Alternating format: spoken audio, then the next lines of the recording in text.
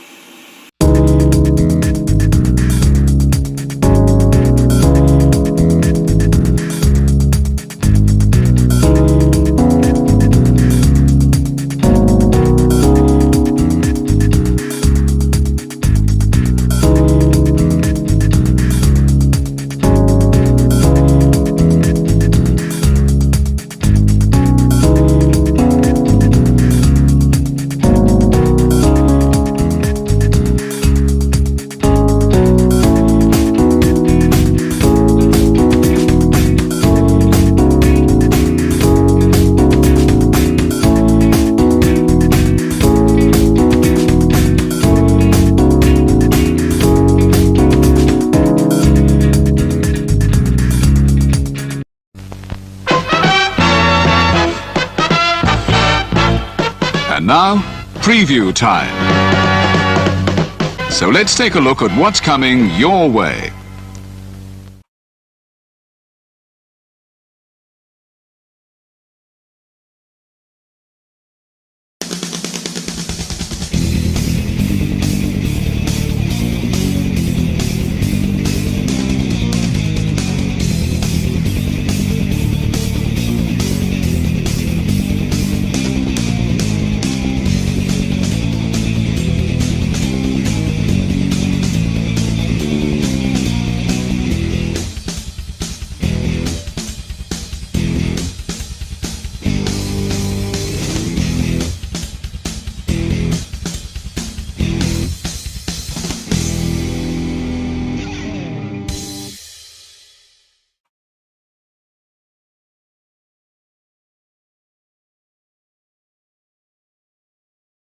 You ever wanted to come into a sports bar where the barkeeps know their game?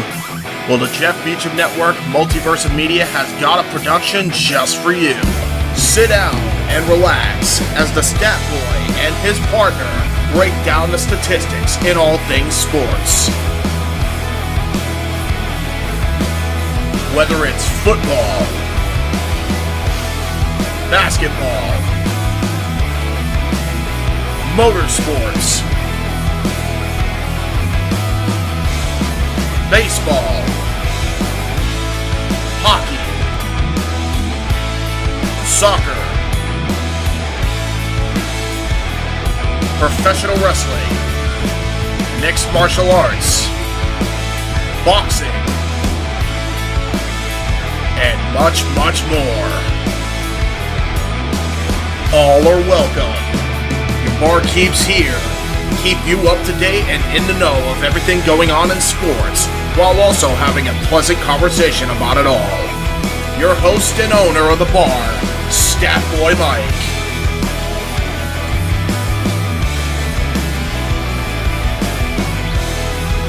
His partner in crime, Dory Lou. And a host of other guests coming in. The food's hot, the seats are warm, the drinks are ice cold, and the sports talk is plentiful. Casa D18 Studios presents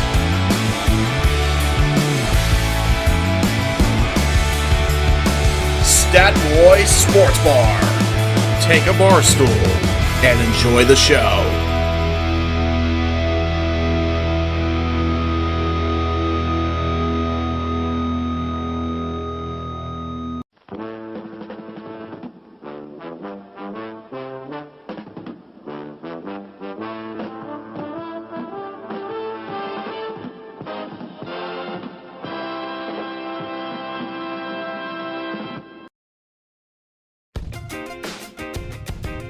Casa D18 Studios, an affiliate of the Jeff Meacham Network, Multiverse of Media, proudly presents this retro content from NoDQ.com.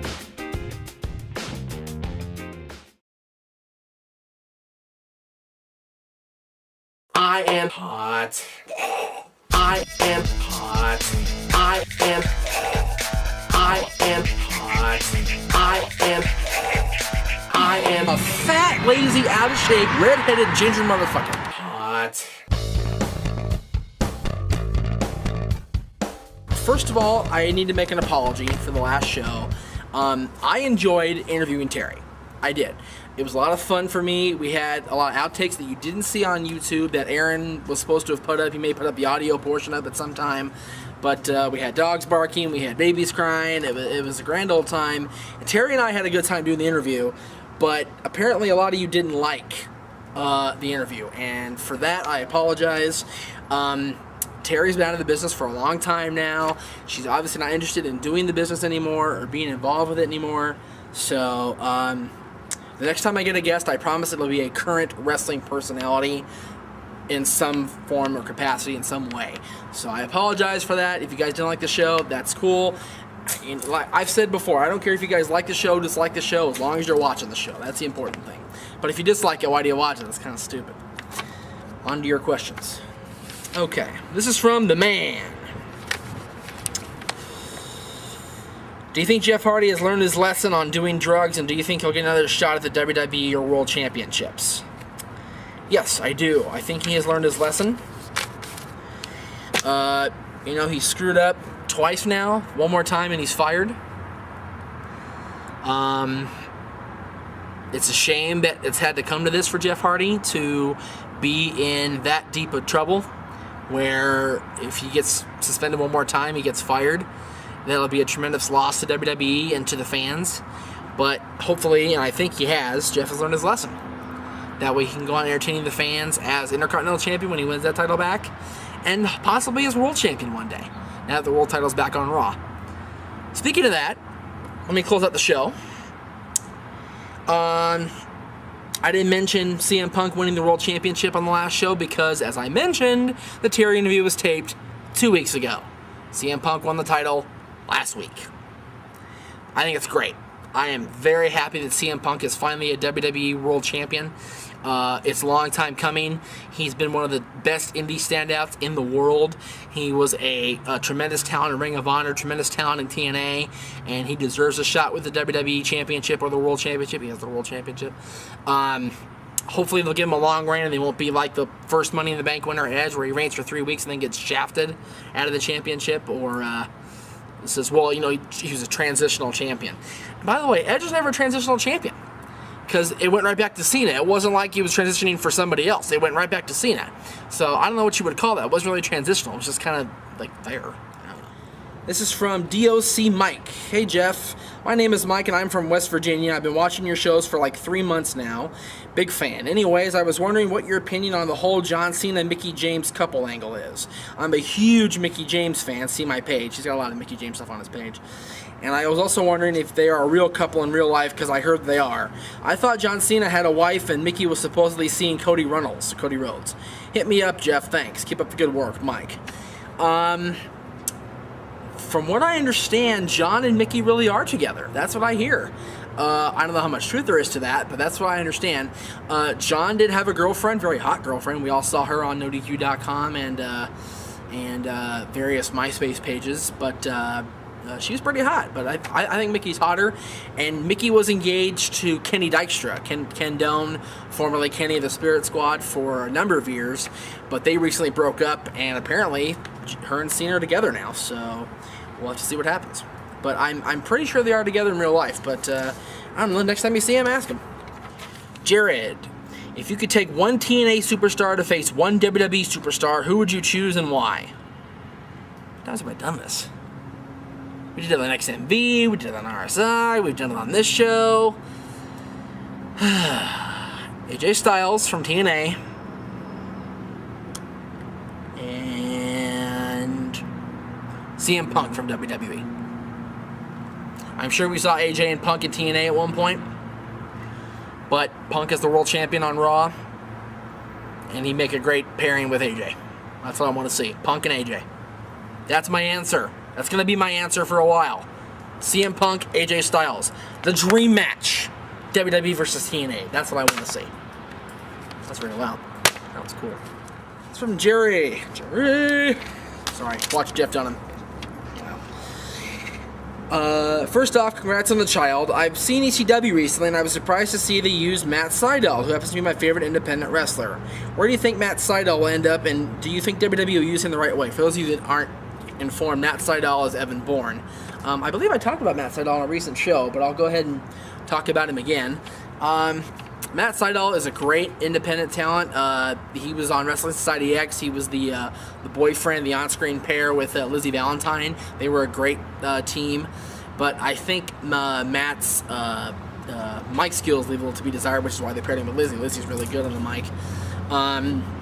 We'll have to see what they do with it with the now named Evan Bourne.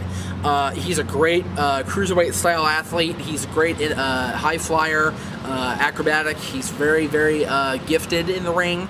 And they let him use the shooting star press, which they banned for a number of years in WWE. But they let him use the shooting star press on ECW recently, and that was really cool to see. So we'll have to see what happens with Evan Bourne. I hope that they use him right. I hope they use Matt Sydal right, because he is a great talent, as I said. And he deserves nothing but the best.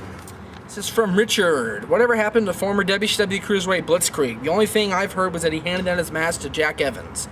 I was always a fan of his back in WCW and thought he was better than Rey Mysterio. First of all, Rey Mysterio carried the Cruiserweight division for 5 years. Him and Juventud almost 5 years. He got fired because he was drunk and drugged up in Australia. And Kidman, who was there for that whole time, the Cruiserweights. Matter of fact, he and Ray were the last Cruiserweight Tag Team Champions, which should have never been created, but it was. And a few others, but it was mainly Mysterio and Dean Malenko, Jericho, Eddie, Chavo. Anyway, Blitzkrieg, I have it right here from Wikipedia. If I can get the page to move, there we go. Real name Jay Ross, no relation to JR, Jim Ross. Debut 99 for WCW. His original debut was in 1994, November 7th. He was booked in Mexico and apparently in Japan as well. He was in WCW for a year, 1999 exactly. And on December 12th, 2004, he handed over his gimmick and his mask to Jack Evans, and Evans became Blitzkrieg 2 for a short time. And Jay Ross went back to his old job of being a computer technician.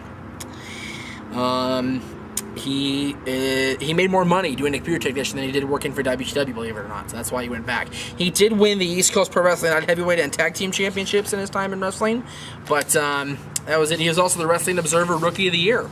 in '99. But he's now a computer technician. You can look him up, I guess, under the name Jay Ross. That's Blitzkrieg. Great athlete, phenomenal superstar the WCW had and underutilized, much like a lot of the cruiserweights in WCW. And the man they handed it down to, of course, Jack Evans, the godfather of my son, great friend of our show. And yes, oh, by the way, the fact that I mentioned Jack Evans on this show is okay with me because he's the godfather of my son. And this is my show. You don't care about Jack Evans? Hit the fast forward button. Jack Evans is one of the best athletes in wrestling. He's one of the greatest high flyer cruiserweights, whatever you want to call him, in the business. And it's fucked up that he didn't stay in TNA longer than he did, because he would have been a great asset to TNA. Okay? And yeah. Mr. Moncelli. Is that like an Italian landlord, Mr. Moncelli? I don't know. Do you think The Rock is better as an actor or a wrestler, and do you think he should have stayed in wrestling longer than he did? The Rock was a good in-ring performer. He was a great talent on the microphone, no doubt about that, but he has shown that he is a great actor. He's done a lot of good movies. They haven't done like big box office or whatever, except like Scorpion King, Mummy Returns, Be Cool, and Get Smart's doing great right now at the box office. But I think The Rock has shown his acting skills. He's a very good actor, and he can only go up in the world of Hollywood. As far as staying in the business longer or wrestling, I think he got out at the right time because the movie roles came along for him at that time, and he took advantage of it, and it's worked out for him very, very well. This is from Joshua. What's going to happen to the WWE Cruiserweight Championship? Is the SmackDown Divas Championship its replacement? Yes. Cruiserweight Championship has been abolished, it's been abandoned, it's been vacated, it's been what's the word? Destabilized, I guess. I don't know. Okay, it's coming off. There is no more Cruiserweight division, there is no more Cruiserweight Championship on SmackDown. And they're going to have this new championship for the Divas. Did you see that belt on SmackDown, by the way? Whew. Horrid. But it looks like it's made for Natalya, though, because it's all pink and black, like the Hart Foundation. Pretty much obvious Natalya's going to win it, right? Unless they throw a swerve at us. And Michelle wins. Throwing it out there. You never know. But yes, the SmackDown Divas Championship, the WWE Divas Championship, is going to replace the Cruiserweight Championship as the fourth title on SmackDown. Actually, third title now, because the U.S. title's on ECW. This is from Tom. Not MySpace Tom, but a different Tom. Although Tom is a fan of mine. Tom is a fan of XMV. I remember that. Are you still a fan of this show, Tom? I hope you are, because that'd be cool. Hey, Tom. Hey, Jeff. First off, congrats on the birth of your son. 3 months old. Guys, keep up. Come on. I was wondering what you think of the noise behind me. It's very loud. It's a closed set here. What are you doing? What is that? I'm gonna give him a cheap plug. What is that? SCP. What is that? A company called SCP based here in Santa Clarita. Look him up and tell him, stop interrupting my show! He wants to know what I think about the Ultimate Warrior's comeback at New Wrestling Evolution out in Europe. I watched the match. It wasn't the best Warrior match ever. He's definitely a little older, definitely a little slower, not as intense in the ring as he once was, but it is what it is. Oh my God, what do you want? Quiet! Thank you. They got quiet, hear that? They respect me out here. Unlike the people on YouTube, I got respect in my hometown, bitches. Yeah. Anyway, Warriors comeback was what it was. It wasn't anything, extraordinary. It was just a match with, buckwheat, Orlando Jordan, whatever. It was all right. And as far as seeing New Wrestling Evolution in the States, the only way you're going to see him is on YouTube, as far as I know. They have a website that they may have videos up on, but I've only seen their stuff on YouTube, like the Warrior stuff. So good luck finding them. Thank you all for watching the show today. We'll have more questions, this time from my Yahoo mail. That'll be on the next show. And I've got 28 pages in my inbox on MySpace, and 120 something questions, 115 questions or so on my Yahoo. So I will get to you as soon as I can, but I'm backed up right now. I'm going to close the inbox right now. The inbox is closed. If you send any questions, I'm deleting them right away. So don't send them in. I'm not going to answer them. Okay? We'll see you next time. I am hot. I am hot.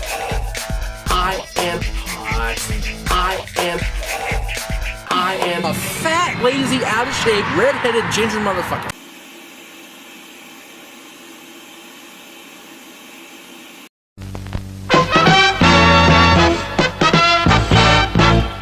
And now, preview time. So let's take a look at what's coming your way.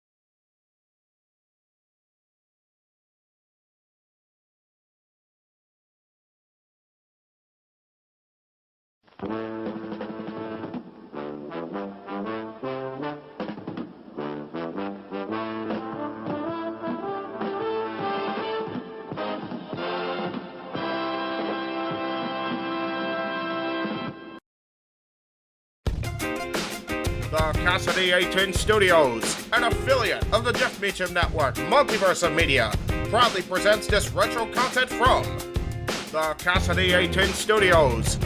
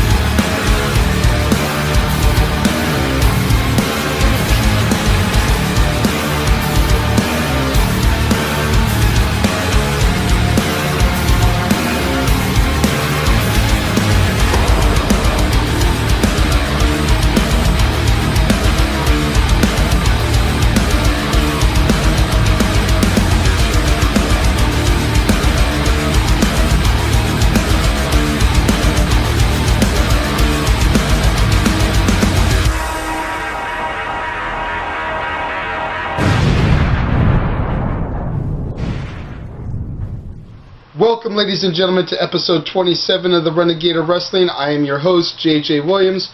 Big shout out to Statboy for letting me know how many episodes this is for me, because I have freaking lost track. I can't remember how many I've done. I'm starting to get up there, you know, in numbers. Not quite as many as Jeff was with his other show, with that other company he was with, but, you know, starting to get up there a little bit. As y'all know, my format's changed a little bit in the last few weeks. I'm here to bring you the best of what went down in indie wrestling over the past few weeks. Excuse me, not over the past few weeks, but over the past weekend. First thing I'm going to talk about is Mach 1 Pro Wrestling's Friday Fight Night, which apparently is the last one they're going to do for a little bit, because Mach 1 is temporarily closing its doors while they relocate to another venue. The show we saw at the American Sports Center in Anaheim was the last one in their venue there.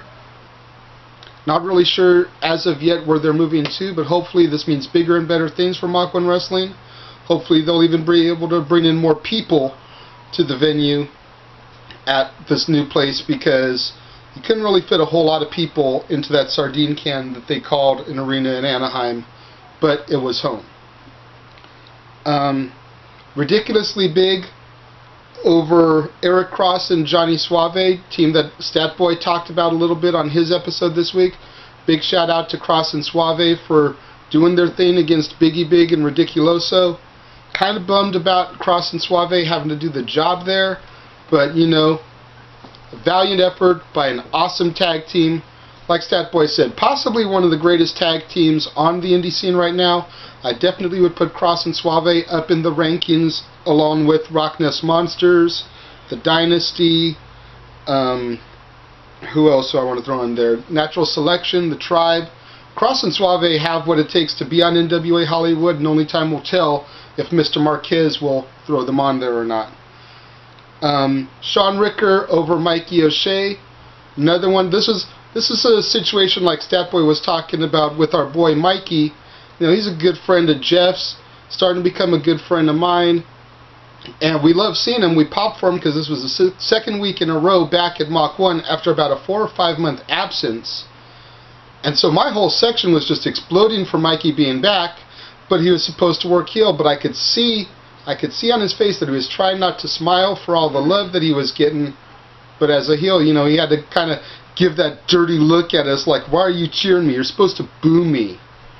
We're cheering because we love you, Mikey. No homo, you know. You're the homie. Chris Cadillac and Brian Weston over Angel and Luis Tapia. Angel, Luis, and Brian are all students of the Mach 1 training facility. Chris Cadillac is a young guy making his name on the local scene. If you have not heard of Chris Cadillac, make sure you look him up on YouTube. Dynasty versus the Super Smash Brothers was another awesome contest. Super Smash Brothers, I just got to get into this real quick. Player Uno and Player Dos, for what's a ridiculous video game gimmick. And from what I hear, they tore down the house in Reseda the next night against the Rock Nest Monsters, which is also a video game gimmick. But I marked out as soon as their theme music hit, because it was the old Mortal Kombat theme song from the movies. As soon as that gong went off, I knew exactly what song it was, and I was like already on my feet cheering for the Super Smash Brothers, and I didn't even know if they were good, if they sucked. Didn't know anything about them yet. But the Super Smash Brothers are definitely another team y'all need to look into if you've not heard of them. Player Uno, Player Dos have been making their name on the West Coast this past weekend, and from what I read, they have another match booked this coming Saturday down in Oceanside for SoCal Pro. So apparently the Super Smash Brothers are doing big things on the West Coast now, starting to, excuse the pun, start a dynasty here on the West Coast. You know, main event, Nick Madrid, who you saw the Dad's on Wrestling interview about a week ago, versus Kyle Webb. Awesome match. I was a little bit bummed it ended in a DQ, but you know, it is what it is. Overall, the Mach 1 show, give about 3.5, 4 stars, 2 out of 5 stars. It was a really solid top to bottom card. I only didn't touch on one match because all the rest of them were epic. They were great matches. It takes me over to Battleground Pro Wrestling, Southgate Under Siege, which was this past Saturday night in, where else? Southgate. The first couple matches were kind of weak. You know, no disrespect to any of the Battleground guys. Maybe it was the new location. Maybe it was the crowd isn't the same crowd you usually draw in Los Alamitos. But it seemed like there was a bit of a hard time getting the crowd involved in the first two matches. Which sucked because my boy, Famous B, jerked the curtain at Battleground against Seville Alvarez. And he defeated him. Just nobody really cared though, except for like me, Jeff, and Jade. We were like totally marking for B, and the rest of the crowd was just kind of quiet, like, who the fuck are you guys? Foob Dog over Pinky was the second match, and again, everybody was dead. It took Foob Dog wolfing throughout the match to try and get the crowd into it. And Pinky, poor Pinky, he was doing his best to get over as this monster heel and just couldn't seem to find his rhythm that night.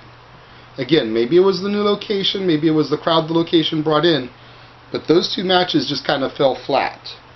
It wasn't until the Fugitives and Robbie Phoenix took on Tito Escondido and the Black Knights that the place really started to pop, because that was an awesome six-man tag team match with Tito Escondido and the Black Knights coming up on the short end of the stick there, getting screwed. Black Knights, I've become a fan of yours really quickly out through the two Battleground shows that I've been to. I see big things in the future for the Black Knights, and I honestly think that if the Black Knights could get a manager under their belt, they could go many places. They would be an unstoppable duo. Intermission came, and then after intermission we had Johnny Plinko, Jeff Meacham's new favorite wrestler, Alexis Derevko, and Sheik Abadi. Very, very fast-paced three-man match, triangle match, however you want to call it. It was really good. Johnny Plinko impressed the hell out of me and Jeff. Johnny Plinko even gave Jeff his name tag, because he came out with like the big old Price is Right name tag, you know, announcing who he was. His theme song was the Price is Right showcase theme. Dun, dun, dun, dun, dun, dun, dun, dun. Freaking epic. The minute the music hit, Jeff heard the song. It was like, I see what you did there. Plinko, Price is Right, name tag. It fits now. I get it. Jeff just started marking out, and like I said, he got to leave with the name tag. Jeff Meacham's new favorite wrestler, Johnny Plinko. Google him. Ring Warrior Championship was on the line. Ray Rosas defending against, let me see if I can remember all the people in this match, because it was a six-man match. Ray Rosas defending against Lucha Machine, Jeremy Yeager, Brandon Peanut, Chris Cadillac, and I'm blanking on the last name, but it doesn't matter because that dude didn't win anyways. Ray Rosas was able to successfully defend his title against all six challengers in an elimination match nonetheless. Lastly, defeating his Silverheart Radicals tag team partner, Lucha Machine. Again, very, very fast-paced, very, very awesome match. Again, I know I keep saying this, but I'm talking indie wrestling to a bunch of people that don't really know about the SoCal indie scene. So, Lucha Machine, Ray Rosas, Chris Cadillac, Google them. Ray Rosas and Lucha Machine, aka the Silverheart Radicals out of the Santino Brothers Wrestling Academy. Awesome tag team. Brings us to Mikey O'Shea, Mikey Callahan in this federation, against Rico Dynamite. Mikey defending his Battleground Heavyweight Championship, and again, this is part of where I have the problem at other feds, because Mikey's a babyface here, but a heel just about everywhere else I've seen him. So it's kind of hard sometimes to, know whether you're supposed to boo him or cheer him when you go to one show one day and he's a face, and you go to a show the next day and he's a heel. But Mikey and Rico put on an awesome match. Battleground's next show is in 2 weeks on September 24th in Los Alamitos at the American Legion Post. I will be there, Jeff will be there, Jade will be there, and Statboy may even be making his Battleground debut that day. So if you're in the SoCal area, come out and check it out there. You won't be disappointed. Last but not least, yesterday, September 11th, was the latest tapings for NWA Hollywood. Awesome show. Awesome show. I'm not going to go over too many of the matches here because 4 hours worth of wrestling action, 4 episodes of TV, going to be broadcast on KDOC in Los Angeles. And if you don't get it, NWAHollywood.com. So I'm not going to give away all the spoilers because I want to make you guys go to the website or DVR it starting this Saturday at its new time, 4 o'clock, and check it out. But you had Scrap Iron Adam Pearce versus Eric Watts for the NWA Championship. You had Ray Rosas challenging Scorpio Sky for the International Television Championship. You had the Super Smash Brothers challenging the Tribe for the NWA Heritage Tag Team Championships. Famous B versus James Morgan was an epic contest. You had 2 awesome women's matches. Women's wrestling that would put the fucking Divas champion to shame. New York Knockout Nikki taking on the Fabulous Thunder Kitty. And you had Nicole Hollywood versus our homegirl Lucky O'Shea. And if you haven't gone out and gotten one of these 8x10s for her yet, y'all are missing out on something, because look at this. Look at this. That's all I gotta say. Damn. Extreme close-up. I'm going to hell. For Renegade of Wrestling this week, I am your host, JJ Williams, and I will be back next week with more indie results, hopefully. Until then, see you around.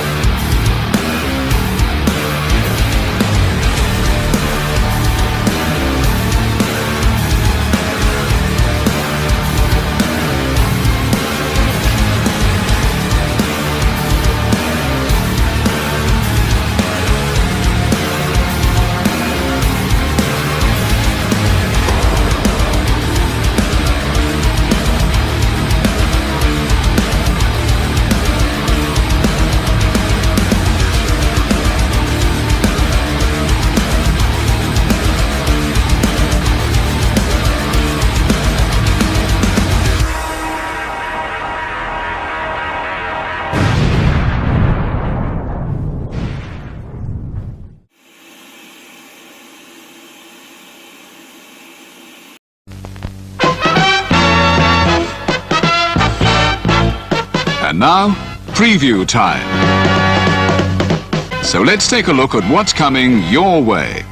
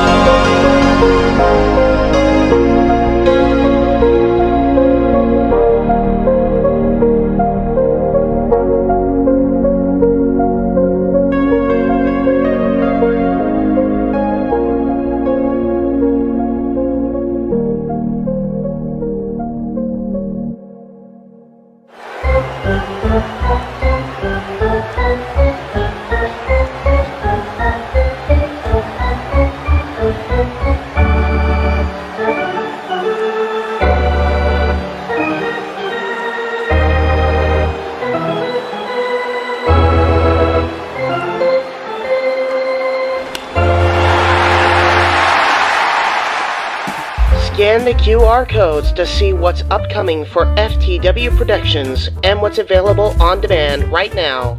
Ben 10 and Danny Phantom series premiere reviews, plus Avatar The Last Airbender episode 1 and 2 reviews. Jay Hebert's Side of Things episode 5, James Hebert's Hodgepodge of Nonsense. Shared experiences re-airing on the new FTW main hub. Retro Wrestling Review Series summer shows, All In Hype and All Out Hype. The Wrestling Rundown and ATW View crossover, available now on demand. Fantasy Booking Series video. If Goldberg stayed in WWE in 2004. Zero Entertainment presents the CAW Grizzly Tournament. All of a Simple Man's Brand Simply Predicting panels. Simple Bracketology season premiere covering the G1 Climax 33, AEW Spark, WWE Aftershock, every show week by week. Indie Force episode 27, available now on demand. Jeff Meacham Network, all watch-along events, FTW watch parties for the go-home weeks of All In and All Out, plus pay-per-view coverage. A Simple Take, WWE Simple Takes featuring Casa D18 Studios. Super Mario Bros. Z voice acting, episode 3 coming soon. La Strada 1954 watch-along, available on demand. WYW Intro and Immortal stream. Wrestling with Idiocy episode 8, fast food and restaurants discussion. Plugs have concluded. On to the video.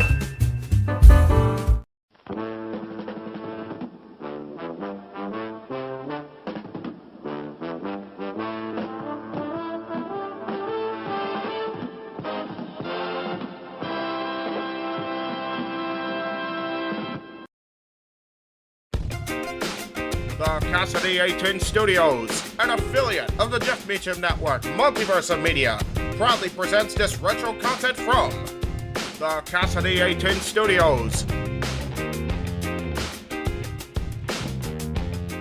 Shall we begin?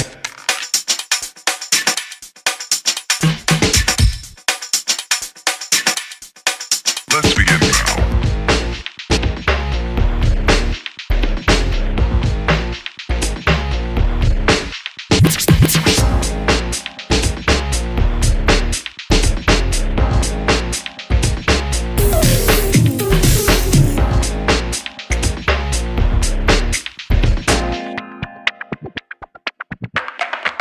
Let's begin now.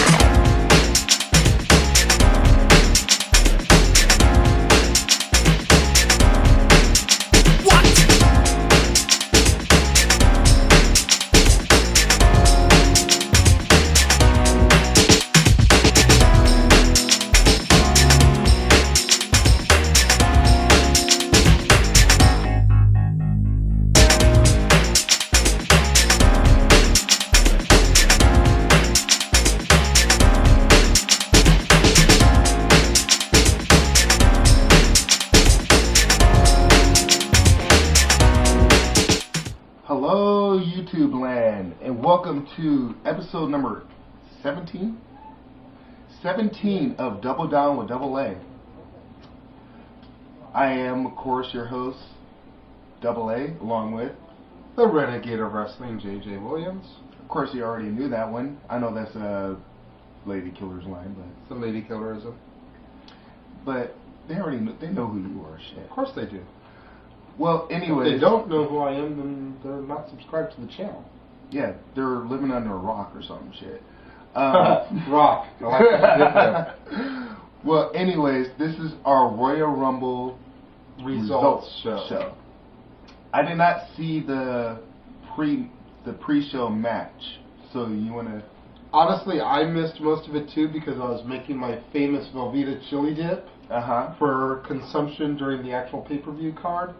But Antonio Cesaro defeated The Miz, retaining his United States Championship with his neutralizer.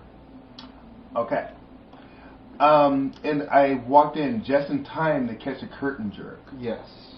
And as Alberto Del Rio is in, Chewy is walking out to the gorilla section, we spot a WWE legend and Hall of Famer. Bret the Hitman Hart makes a cameo, going as far as to call Alberto the Mexican Bret Hart and giving Ricardo Rodriguez his sunglasses. Yes, and we all marked out to that, and I think Del Rio called him the Canadian version of Alberto Del Rio. It was a good moment. That match was pretty good. I think the big bump of the night was when first Big Show picks up Del Rio by his hair. Yeah, that was pretty intense there. Picks him up by his hair and choke slams him from whatever thing that he was suspended from that Vince paid for through a fucking table. Nobody should have got up from that.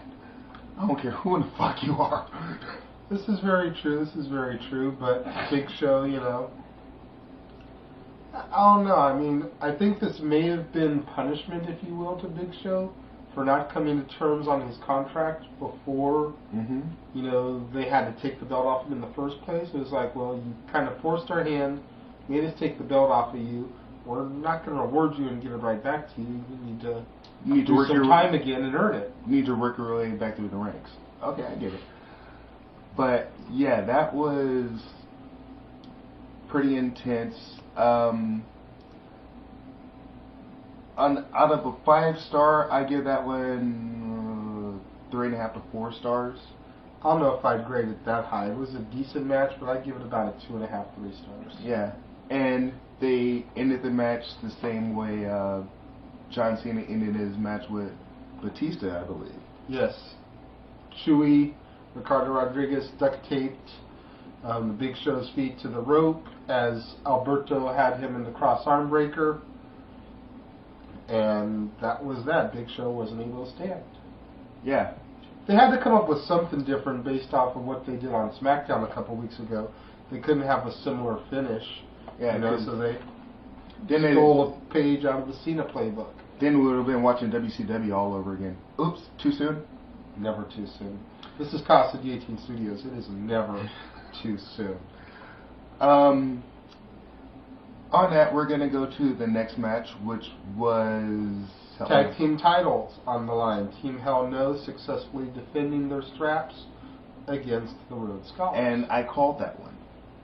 I think you're one of the only ones that did. I think everybody was ready for new champs. Me personally, I think the WWE is actually doing something good for a change. How do you figure? Team Hell No is actually starting to get over with the fans. Okay, but as you saw later on in the night in the Rumble, I'm skipping ahead a little bit, there was some dissension in the ranks. Bryan eliminated Kane. Kane had the opportunity to save Bryan and decided to eliminate Bryan. So that breaking up of Team Hell No that I kind of called, but thinking that them losing the straps would be the start of it, the seeds were planted during the Rumble match instead. I'm going to call it right now. Tag titles are going to be lost on Raw. Tonight? Tonight. I can see that happening. Then we move on to what is normally the main event, was the semi-main. Yes. The Royal Rumble itself.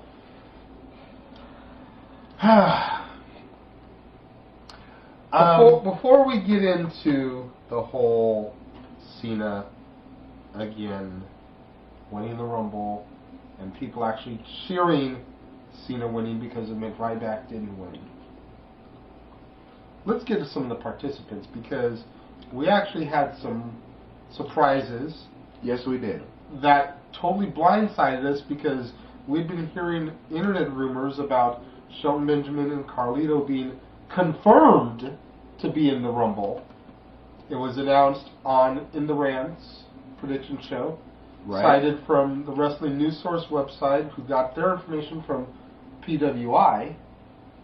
So it was a reliable source, but neither of them entered. But instead we got The Godfather. And starting with number 2. I was trying to build to the best one. I'm sorry. We got The Godfather. We got Goldust and got to see a little bit of Goldust versus Cody. Pinky actually tweeted that she wants to see the two of them face off at WrestleMania. I actually said it during the match. We got Sin Cara and Rey Mysterio came back. Sorry to cut you off there, Jay, but he kind of joked saying it'd be funny if the next person that comes out after Goldust. Dusty. Seriously, have all 3 of them in the ring. That's never been done before. There have been 2 Rumbles now where both Goldust and Cody were in the Rumble at the same time fighting with each other. I want to have a year where they're going at it and then you hear over the PA, American Dream. I know I can't sing, forgive me. And then have Dusty come strutting to the ring, shucking and jiving, and the 2 of them look at Dusty, look at each other, and then the 3 of them just go apeshit on everybody in the Rumble, and just have the family unite to go with it. You know what I thought would have been funny is if either Dusty or Cody eliminated each other with a bionic elbow. That would have been funny too. So you got all those returns and surprises, and then of course you started to spoil it. The number 2 entry, picking up the feud that was going on around SummerSlam last year. Mm-hmm. The Ayatollah of Rock and Rolla, Chris Jericho with tattoos. Yeah, tatted up. Oh my God. He had a tattoo like right here on his arm and then up here on his upper bicep. Brand new ink. That caught me off guard. I was like, does Jericho have ink? What the hell? Oh. But Chris Jericho making a tremendous stand in the Rumble. 47 minutes and 53 seconds he lasted before being eliminated. Nice. Dolph made it a couple minutes longer, about 50 minutes before being eliminated. But yeah, I know I predicted it, and then Dolph even touched on it during his promo. I actually got tweets about it from Ricky Lawson at Ricky Lawson, and from Scotty Mac UK at Siren CIREN Badman. Ricky Lawson said, "You were right about Ziggler if he won the Rumble." And Scotty Mac said, "You said it first and Dolph just confirmed it. JJ knows best." I was hoping to see him win the Rumble, if for no other reason, and it pains me to say this, so that they can finally start showing 2 pictures again when they do the Rumble by the numbers and say, as many people have won the Rumble from the number 1 spot as have won it from the coveted number 30 spot. Because of the forbidden name that's... Yeah, Benoit. Yeah, we can say it on this channel. Now they can actually make that statement and show Shawn, and they could have shown Dolph, and then Taker and Cena, and just completely wiped Benoit's win out of the history books, like they've already tried to do by the fact that they don't acknowledge that he won from the number 1 spot. But then they could throw that stat in there and still show 2 pictures. But then it won't be 2 anymore, it'll be 3. It would technically be 3, but they could at least show the 2 images and just leave the soundbite the same. They expect us to forget it happened in the first place, so... I think my favorite moment of the match, and he touched on it during the match, and I can't remember if I called it on camera or off camera. It was off camera. Where I called Kofi Kingston doing a save off of... You said it was going to be Khali's. I don't think you specified Kofi. I think you just said somebody. Yeah. But this guy called somebody getting eliminated, landing on Khali's back, and then getting back in the ring. Instead, it was Kofi landing on Tenzai's back, and then getting back in the ring. And then I turned around and called it and was like, watch, Kofi's going to stand up on the apron and then get eliminated for real. And sure enough, Cody Rhodes did not let me down.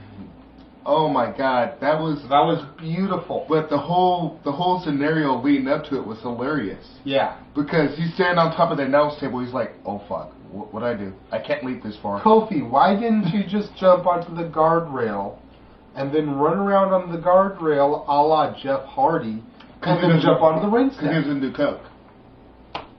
Touche. But the whole thing was fucking hilarious. The whole, with the office chair. JBL, give me your chair. He's like, fuck it, I gotta see this shit. Yeah, he was. He almost said it just like that. He's like, I gotta see this. Then Kofi freaking leaping the chair till he gets to the apron, and the whole butt down, stands up, boom, gets kicked. And you'll hardly ever hear me say this word on this channel. But the entire time I was like, my name! It's okay for you to say it. Pinky says that word all the time. But still, that was my response. Now we get to the main event of the evening. Well, I was gonna kind of talk about the win. Cena won. Whoop-de fucking do. Yeah, he won. Whoop-de fucking do. And for a second, because I did not want to see Ryback in the main event at WrestleMania. Unless it was against The Undertaker, and Undertaker just killed him. Touche. Like, seriously. Oh my god, they killed Skippy! And here's the part where people are supposed to say, you bastards, but the entire WWE universe pops for it. Yeah. Except for the C Nation marks. And they're like, boo, Undertaker, you hurt our precious Ryback. But anyways, for a second, I actually cheered John Cena winning the World. I'm like, oh my god! Did I just cheer Cena? That's because when it came down to fucking Sheamus, the jar of mayonnaise looking like Ronald McDonald motherfucker, and Ryberg, Cena was the lesser of three evils. The problem was, Cena winning foretold the outcome of the next match. Well, the swerve would have been to have someone else win the Rumble, then have Rock win the title, and then have Cena win the contention match at the Chamber. That way it wasn't going to be as obvious that Rocky was going to win. Yeah. What I would like to see, which is a pretty good analogy, I talked about this in the green room, because Cena, technically, he has until Mania to challenge his champion, right? He doesn't come out on Raw and say, yes, I'm going to challenge The Rock. Since he's been feuding with Dolph anyway, have Dolph Ziggler cash in his briefcase after the Elimination Chamber match for the world title. Right. Okay, the very following night on Raw after the Elimination Chamber, after WrestleMania, I'll be the new World Heavyweight Champion. Mm-hmm. And challenge Dolph. Which is a belt I do not mind seeing Cena with, because one, he's only held it twice, and you know me when it comes to champions. If you're the champ, that's fine, you're the champ, but you need to wear the belt proudly like a champ, not rock it over your shoulder like I'm doing with this replica here. So therefore, that's what I like to see. Leave your comments down here about that one, but the show's not over. Yes. Now we're talking about the main event. And we got Punk Rock 1 and Punk Rock 2 to talk about. If my scenario goes on. No, in general, because we restarted the batch. Oh yeah. Dude. So you got Punk Rock 2 also. Punk Rock 1, 21 minutes, 36 seconds according to Wikipedia. I'm going to go ahead and go on record and say it wasn't as good as Rock Cena. No, it wasn't. I did notice, though, that Punk was calling most of the match. I was noticing there were a lot of points where Punk was pulling Rocky in and talking in his ear for a few seconds. So I'm thinking that Punk led the whole match to Rock. On that sense, I can give the ring general to Punk. Because yeah, The Rock is the great one. He is now a 10-time World Heavyweight Champion. But he's been out of action for God knows how long. Yeah. I mean, he's been making cameos here and there for the past year or so. Yeah. However, my man, even though he has somebody that's currently on the roster working with him when he's on movie sets and stuff like that. Which, shout out to Michael McGillicuddy, Joe Hennig, you know. The In the Rants team kind of knocked it when they did the prediction show about you couldn't find anyone better to train with. It's the son of Mr. Perfect. He is a hell of a worker, underutilized talent. Yeah. Although and you can't really afford to cough up one of your main event guys, you know, your 5 moves of doom guys, right, to, you know, get in there and work out with The Rock. You've got to give one of your undercards your workhorses. And Joe Hennig, I think, was a great guy. You're a YouTuber. Your internet guy. Yeah. Joe Hennig was a great guy to send to them. And so, therefore, yeah, although he has somebody that's currently on the roster working out his ring rust, my man still got a lot of ring rust. He looks sharp when he gets to the ring because, one, he's The Rock and he's been working it out. But I think by the time Mania comes around, my man's going to look crisp. Yeah. Has to. Stipulation was if the Shield interfered, Punk was going to be stripped of the title. Lights went out. Shield apparently came down, attacked Rock, triple power bombed him through the English announce table. Excuse me, Punk threw him back in the ring, covered him, 1, 2, 3. Speaking of announce tables, I saw this on Twitter. The highlight of Royal Rumble. And I retweeted it too. Highlight of Royal Rumble. The Spanish announce table said, "No, fuck you. I'll break myself this time."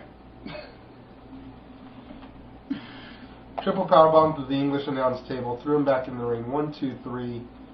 Punk celebrates, we rejoice. The reign is going to continue. No chance! I kept telling people there is still 20 minutes till the end of the pay-per-view. Something is going to happen here. Right. Our good buddy who was here to watch the event, I'm not going to name drop him because he's actually got a tryout tonight in Vegas and tomorrow San Diego, so we don't want to get him in trouble. But our buddy was here and he was like, "Okay, I'm out of here. Show's over." I was like, "Nah, dude. There's 20 minutes left." Then right before he was about to walk out the door, no chance. I was like, I told you. Then he said, he was about to strip Punk of the title, and Rocky grabbed the microphone and was like, no. You're not going to take the belt from him. I am. Hence the reason why I'm wearing my belt today. Restarted the match, and 1 minute 3 seconds later in the Rock Punk 2, your winner and new WWE champion, the most electrifying man in sports entertainment, the great one, the Brahma Rock. Oh, yes. And you, the internet community, have been talking a lot about this. I've actually pulled some comments that I want to read, if you don't mind. Go ahead. The homie, Josh Molineros, friend of ours, championship wrestling fan and stuff. Do not get me wrong. I respect the hell out of a person carrying the championship belt for a booker/company because they see the potential and credibility in that wrestler and as a person to make them money and draw crowds. But I was insulted that out of rock bottoms and sharpshooters, it took Punk one people's elbow to terminate a streak. That's a joke in my eyes. I saw that. The John Cena Can't Wrestle Facebook page. Cena versus Rock 2 at WrestleMania 29. More like Babyface Ass Kisser versus Babyface Ass Kisser at WrestleMania 29. Rock and Cena never earned or deserved those wins. Cena always gets title shots and always loses. Rock is barely at Raw. This is another reason why WWE has turned into crap. All these remakes and the continuous same person in the WWE Championship storyline, aka Gaylord Babyface Cena Queer. This, let me tell you something, the PG era stands for the pretty gay era. And that's what it'll be known as. This is the reason I stopped watching WWE. It's boring. Hate me or love me for this, but I am the true voice of the voiceless. British Fist, another Facebook page, said, one thing WWE did well tonight is getting people talking. No matter how much you hate Cena, look how much you guys are talking about him right now. And then my buddy Johnny N had the line of the night. He says, the Mexican announce table never gets any love on pay-per-views. I can only imagine the hell it would be put through if there was a black announce table.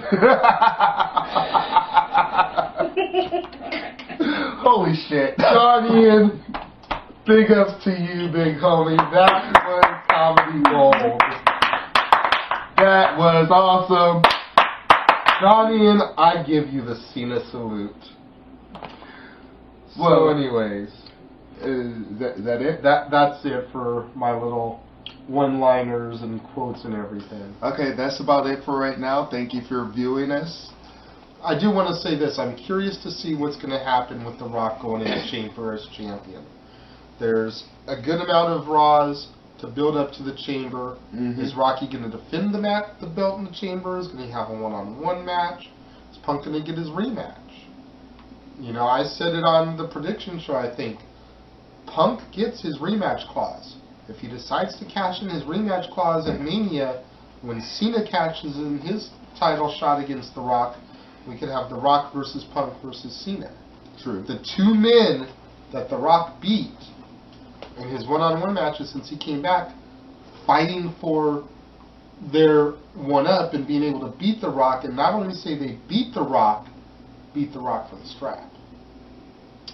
That's going to be some interesting TV. It can be anybody's Mania. That's all I can say. That's very true. That's about it for right now. What did y'all think of today's pay-per-view? What are your predictions for the pay-per-views coming up? Leave your comments right here in the comment box. Be on the lookout for all the standard shows for the Casa D18 Studios YouTube channel. Until next time, I am Double A. And I'm the Renegade of Wrestling, JJ Williams. Deuces.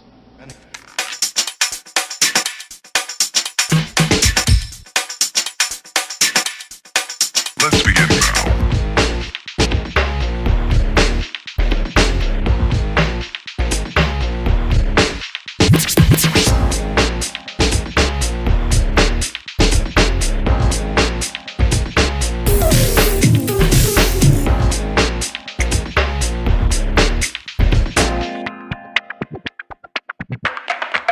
Let's begin now.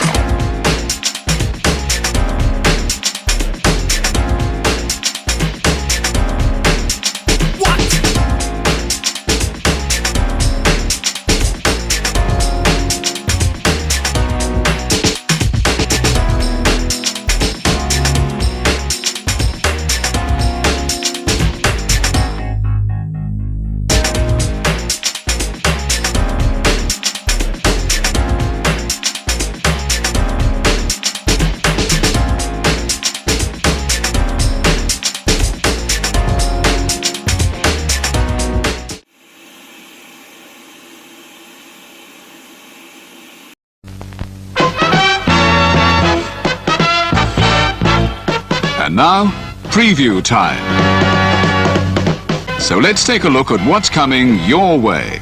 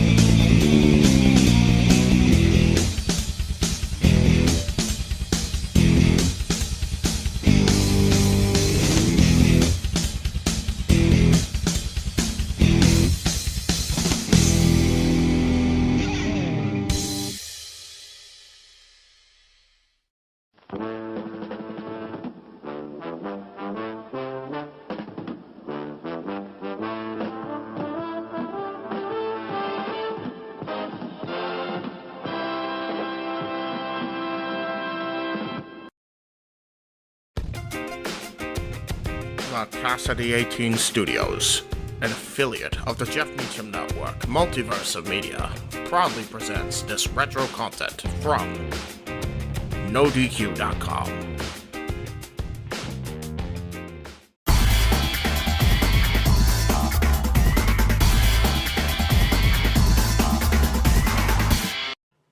Welcome everyone to NoDQ&A video here on NoDQ.com.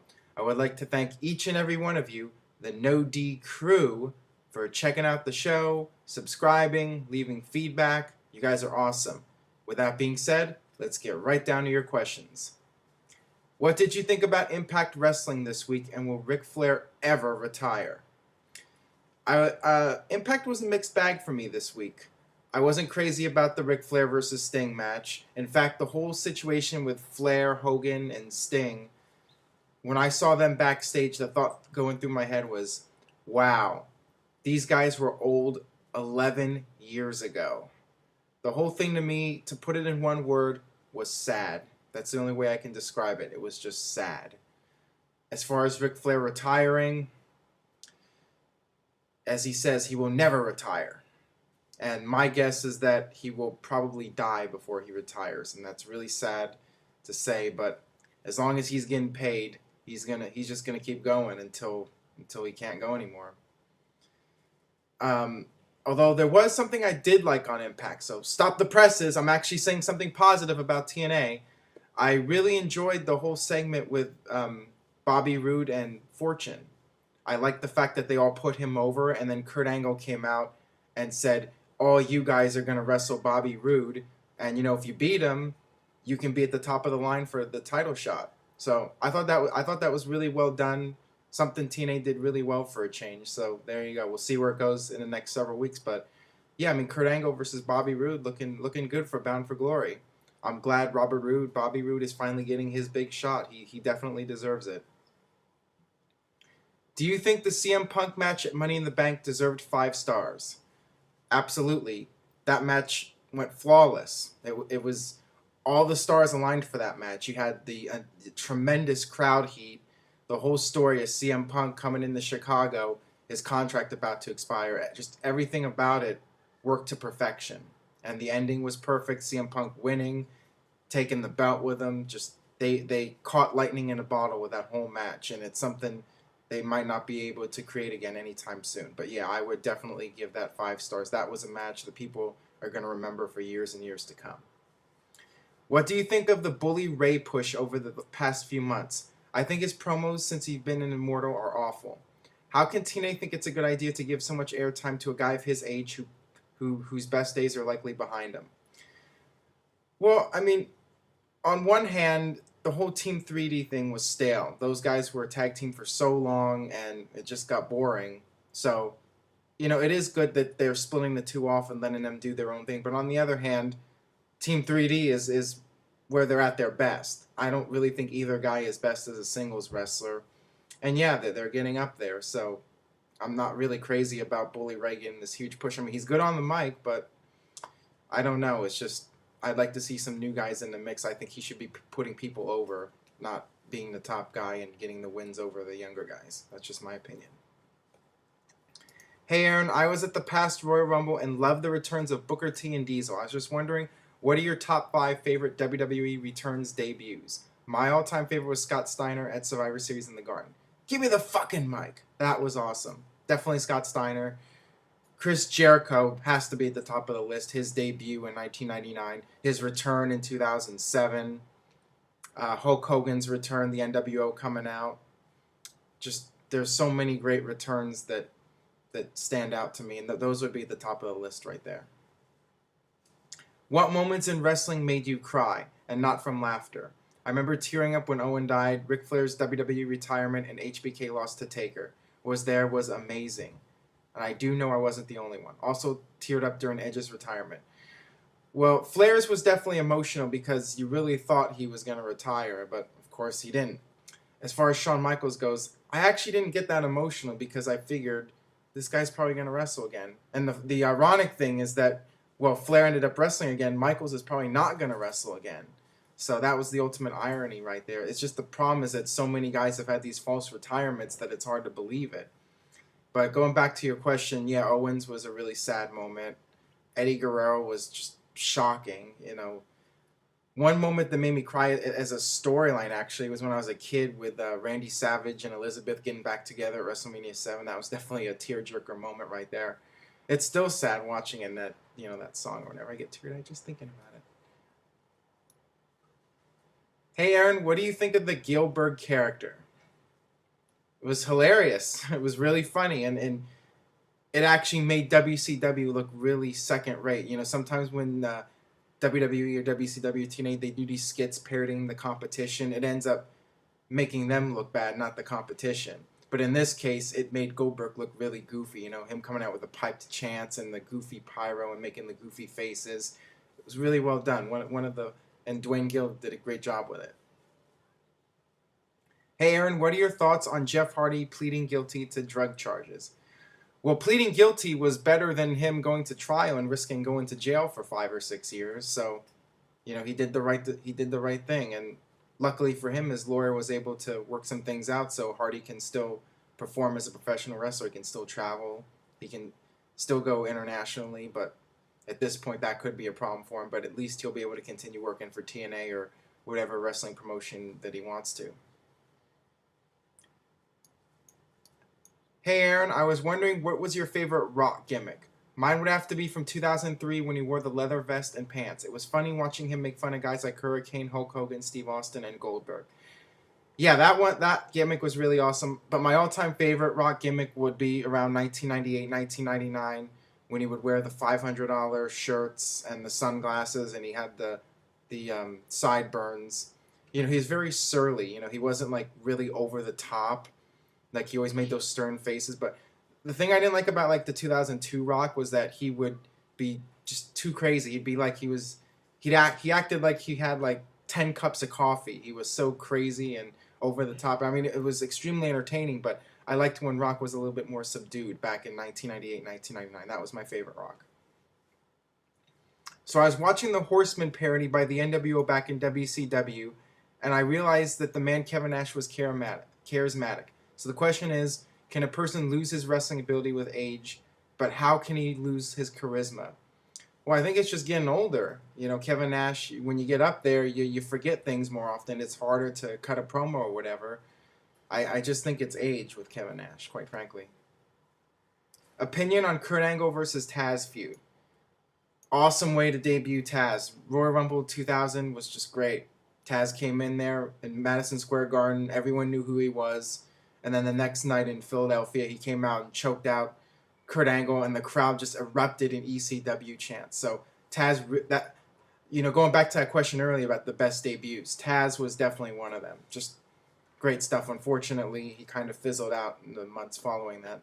But yeah, Taz was really hot when he first came in. That was just a period when everything WWE did, it was like the Midas touch. Everything turned to gold. It was just great period. Thoughts on Matt Hardy's recent DWI arrest again? I mean, it's just sad. Same thing as Flair wrestling. It's just sad. There's nothing else that can be said. The guy needs help.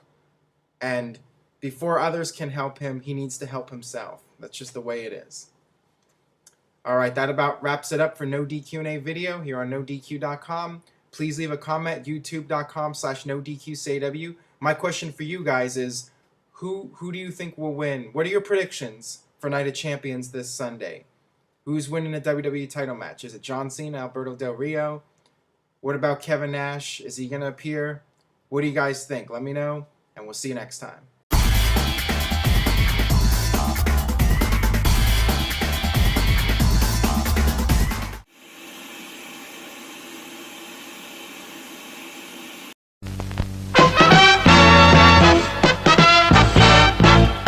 And now, preview time. So let's take a look at what's coming your way.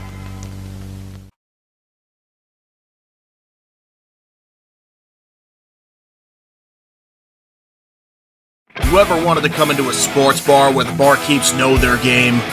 Well, the Jeff Meacham Network, Multiverse of Media, has got a production just for you. Sit down and relax as the Stat Boy and his partner break down the statistics in all things sports. Whether it's football, basketball, motorsports, baseball, hockey, soccer, professional wrestling, mixed martial arts, boxing, and much, much more. All are welcome. Your barkeeps here keep you up to date and in the know of everything going on in sports, while also having a pleasant conversation about it all. Your host and owner of the bar, Stat Boy Mike.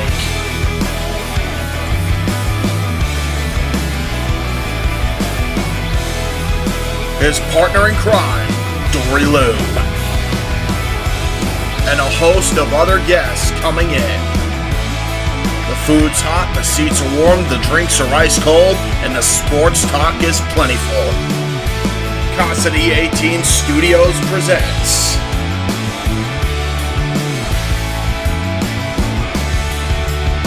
Stat Boy Sports Bar.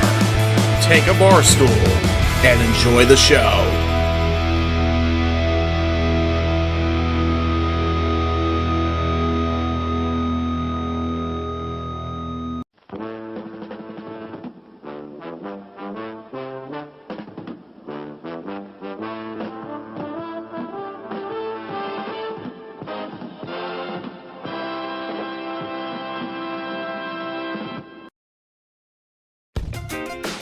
The Casa D18 Studios, an affiliate of the Jeff Meacham Network, Multiverse of Media, proudly presents this retro content from the Casa D18 Studios.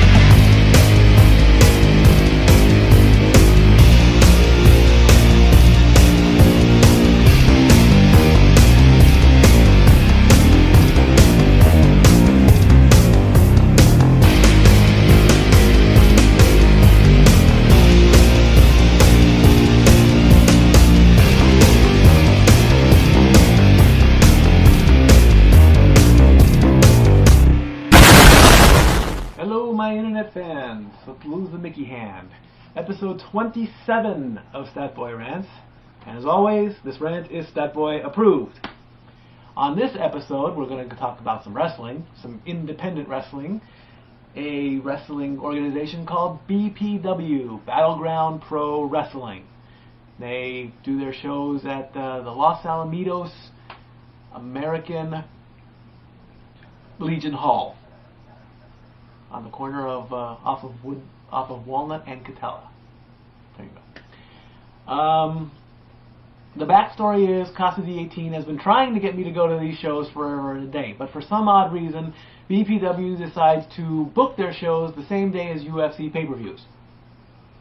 And of course, I kept using the excuse of, I want to see UFC. But luckily, the one came up that I did not care about, and I had the days off anyway. We were supposed to go to Wrestle Reunion, but we didn't. And decided to finally break down and go. So I went out there and decided that, saw that the ring was being set up, so walked right in, got in there before the family did, said, hey, you guys want help setting up the ring? They said, sure, jump on in. And it's a lot of fun, actually, to put together a ring. The work is work. But it's actually rewarding to help put together a ring. And the first wrestler I see is our friend Mikey Callahan. And of course he's there. He's got big old beams on his shoulders and big old pieces of plywood, and he's carrying all this stuff all by himself. All the other pieces of the ring are being done by two people, but he's doing it by one because he's so strong. And also our friend Luis Tapia, who's a fan of this channel. Shout out to Luis. He's there. He's got his gloves on, so you know he's working, and you know we're all putting the ring together. We got the centerpiece where the spring is, where the ring gives you a little bit of give. You know, connect those to the corners, put the ring girders around, put the ribs on, put the plywood down, put the mats on, tie the ropes together, put the canvas on it, and you've got a ring. Just like that. And one of the wrestlers actually did recognize me as Stat Boy. Thank you to that. Good job. The ring only took maybe an hour to put together. So it's now 4 o'clock. And show didn't start until 8 o'clock. So we've got 4 hours of downtime. So what do wrestlers do? They work on their matches, they do their conditioning and whatnot. They have a group meeting and everything. And inside the hall as well, you know, there's the hall, and then on the other side of the hall is a bar for the veterans. I'm not sure anybody else can just walk right up and have a drink. I guess you have to be a veteran of a war or something. And they got 2 flat screen TVs there, and lo and behold, Fox is on, and UFC on Fox comes on after we get something to eat. We go to a local McDonald's across the street, we go grab a bite and whatever. And so we're just, you know, hanging out, talking. I'm watching UFC for my own personal, no sound on it, but, you know, just whatever. The big group meeting comes up. Jeff and JJ are doing their online tweets and whatnot, and then Dylan's running around like crazy. And of course, he sees the ring and he wants to get into the ring. And we had to. I said, you know, well, I'm not going to let you get in the ring. You got to go talk to the guy in charge, who is Foob Dog. Foob is one of them. Yes. Foob is his name. We call him Foob. And so he was the one in charge of the ring, so I kind of said, you know, this little Dylan here is going to ask you to get in the ring, just so you be aware. Dylan goes up, he says, can I get in the ring? And I guess he okays it. He goes over and asks his dad. Next thing you know, Dylan's in the ring. And I'm in the ring with them because we're still tightening the ropes and everything. And next thing you know, Dylan just starts swinging on anybody who's around, like a whatever. He starts swinging on me, and another little kid comes in, and they start, you know, and he's doing like somersaults in the ring, and he's bouncing off the ropes, and he starts to climb the turnbuckle, and it's like, no, you don't want to do that. You don't want to jump on the turnbuckle just yet. And so he's learning how to do the moves and whatnot. And I said, and then he sees somebody, you know, standing on the turnbuckle ready to jump down, and he kind of flinches a little bit, and he says, do you want to take a splash? He goes, what? He goes, well, he jumps on you. And so he's going, no. And it's like, well, will you let me do it? And he goes, okay. So I playfully hit the ropes, and I do kind of like a, not quite like a frog splash, but just a good old splash. And I do it fun-wise. I'm doing it all for fun. I'm not trying to have a match or anything. And then whoever was on the turnbuckle jumps as well, whatnot. And then Dylan gets up, and he just starts pounding on him, and he starts hitting him a little bit too low. So whenever Dylan would do something, it's like, no, you don't do that. That's not cool. Whatever. And then comes up one of the lady wrestlers, Thunder Kitty, who we know pretty well. And next thing you know, Dylan starts swinging on her. And of course, Thunder Kitty starts playing along. So next thing you know, we have a little match. And the video is on YouTube. Put in the search, Thunder Kitty versus Dylan. And you know, they have their match. They have the cute little match and whatnot. 400 plus views as we film right now. There you go. 400 views. This is great. Thunder Kitty grabs Dylan, spins up, puts him in an airplane spin, you know. She gets dizzy, falls down, and Dylan does like a phantom kick. It's like, you know, he goes to whip her over the ropes, and I go, Dylan, kick, and he does the slap. And then they're like a good 5 to 6 feet away from each other, so Kitty takes the bump and pins 1, 2, 3, and that's it. Very cute video. And after the pin, it's like, you know, go give her a hug, tell her, you know, good job and all that. He gives her a hug, then the kitty looks, and he starts swinging again, and he starts swinging again, and just going crazy and having a good time. So then the show is getting ready to start, and initially Jeff was going to be the ring announcer. He actually tweeted that, but thanks to a last-minute show-up, the ring announcer shows up. So Jeff is reduced back to going on his Twitter account and whatnot. And I wanted to help out, and I actually kind of peeked at the run sheet, so I knew who was going to win. And it's like, so I just grabbed my watch, and I'm timekeeping now. So I got to do that. And then there was a guy sitting right by the ring, and he had spilled his drink, and there's a drink spill where the microphone cable is. It's like, that's not good. Seth Boy to the rescue. Runs over. Yeah, grab a towel, wipe up the spill so no one gets electrocuted, especially the ring announcer. Like, that would be a big thing. And then another match happens, and we hear. It was a wine glass. It wasn't a beer can or a beer bottle. Some lady dropped her wine glass, and now here comes Stat Boy again, and I'm picking up a broken wine glass barehanded. Didn't cut myself though. Actually, I did get a bit of a splinter when I put the ring together, which was cool. I love getting a splinter. And there's this nice old lady there. Oh, you're such a nice young man. Thank you for doing this to me. And her husband's like, don't pay no attention to her, she's drunk. It's like, okay, thank you nonetheless. Ray Rosas has his match, his fanny pack match, because that's his new gimmick thing. And at the end of the match, he and his opponent get thrown a couple of beer cans, like Stone Cold. They drink the beer, they toast, they pour it, Ray stuns his opponent. They leave the ring, and now, lo and behold, there's beer in the ring. So it's like, Stat Boy's work is never done. Dun, da, da. Go grab the mop. Mop up the beer. Now there's a giant wet spot in the ring. And it's like, oh, great. Does anybody have a towel? All the towels at the bar were dirty. Luckily, somebody brings a towel. I come into the ring, scrub the ring down, get it all set to go, and whatnot. And this gets Sasha. Sasha what? What's his last?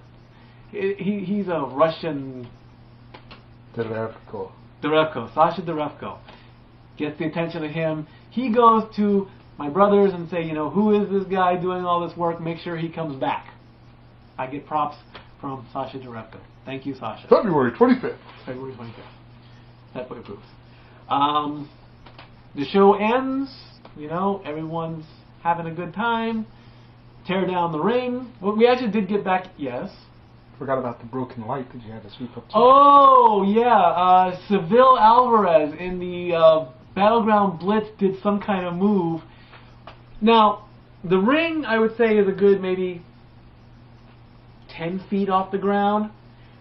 The light post is right up about here, which is not too far off. And his heel, if you stand on the turnbuckle, you're a good foot away from the top of the ceiling, which is actually a stucco ceiling too. So his boots scraped the top of the ceiling, and the stucco fell into the ring. It's like, doggone it, man! I never get a chance to. I just cleaned that. I went Danny Tanner. Dun, da, da. And so, that's nasty. He smashes the ring. He smashes the light. The light literally explodes right in front where Dylan and Jade are sitting. So they could have been cut by broken glass, which is not cool. And so then here comes someone with a broom and dustpan, throws it in my hands, and it's like sweep, sweep, sweep, sweep, sweep, whatever. The blitz goes over and whatnot, and so then as everyone's piling out, I'm in the ring sweeping up the broken glass and whatnot there, and then the kids get back in the ring again. Dylan goes crazy. This other little girl goes crazy. And then finally, Uncle JJ gets to come into the ring too for a little bit, and he had some fun. And then Foob Dog comes in and he goes, all right, tear down the ring. So we tore down the ring, put it all in the truck, and then we basically just hung out outside. You know, I didn't have any money for drinks. Didn't get offered a drink, which would have been nice, but hey, no big thing. Said my thank yous, we said our goodbye, we got our cab, and we came home. So there you go. Battleground Pro Wrestling. Check them out online. They are definitely Statboy approved. Yes? You got something you...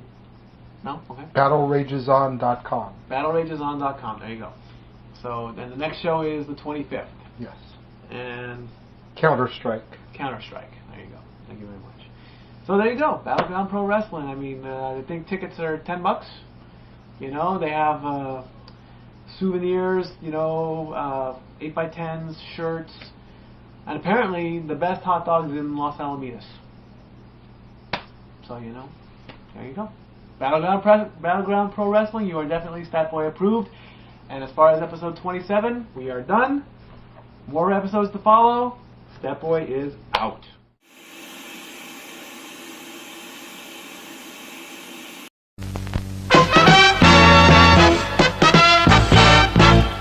And now, preview time. So let's take a look at what's coming your way.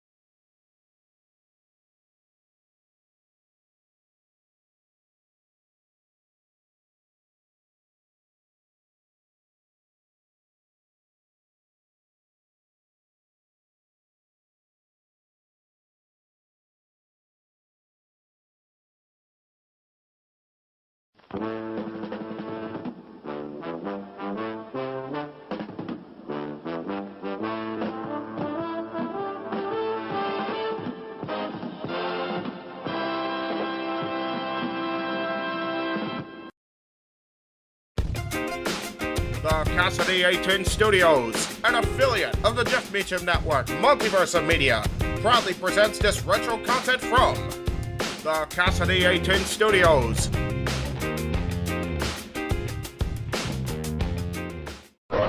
This is James Morgan, NWA and Mach 1 Wrestling Superstar. This is Chris Masters, the Masterpiece. This is Downtown Bruno. This is Eric Watts from WWE Tough Enough. Mikey Nova. Hey, what's up? This your boy, Sean Black. This is Jess Bella from Santino Brothers. Gorgeous Joey Chaos. Yo, monkeys, it's me, DDP, Diamond Dallas Page, and you are watching Dads on Wrestling. The Dads on Wrestling. Dads on Wrestling. Dads on Wrestling. On YouTube. Week on YouTube. On YouTube. On YouTube. On YouTube. Now stay tuned or you will feel the bang!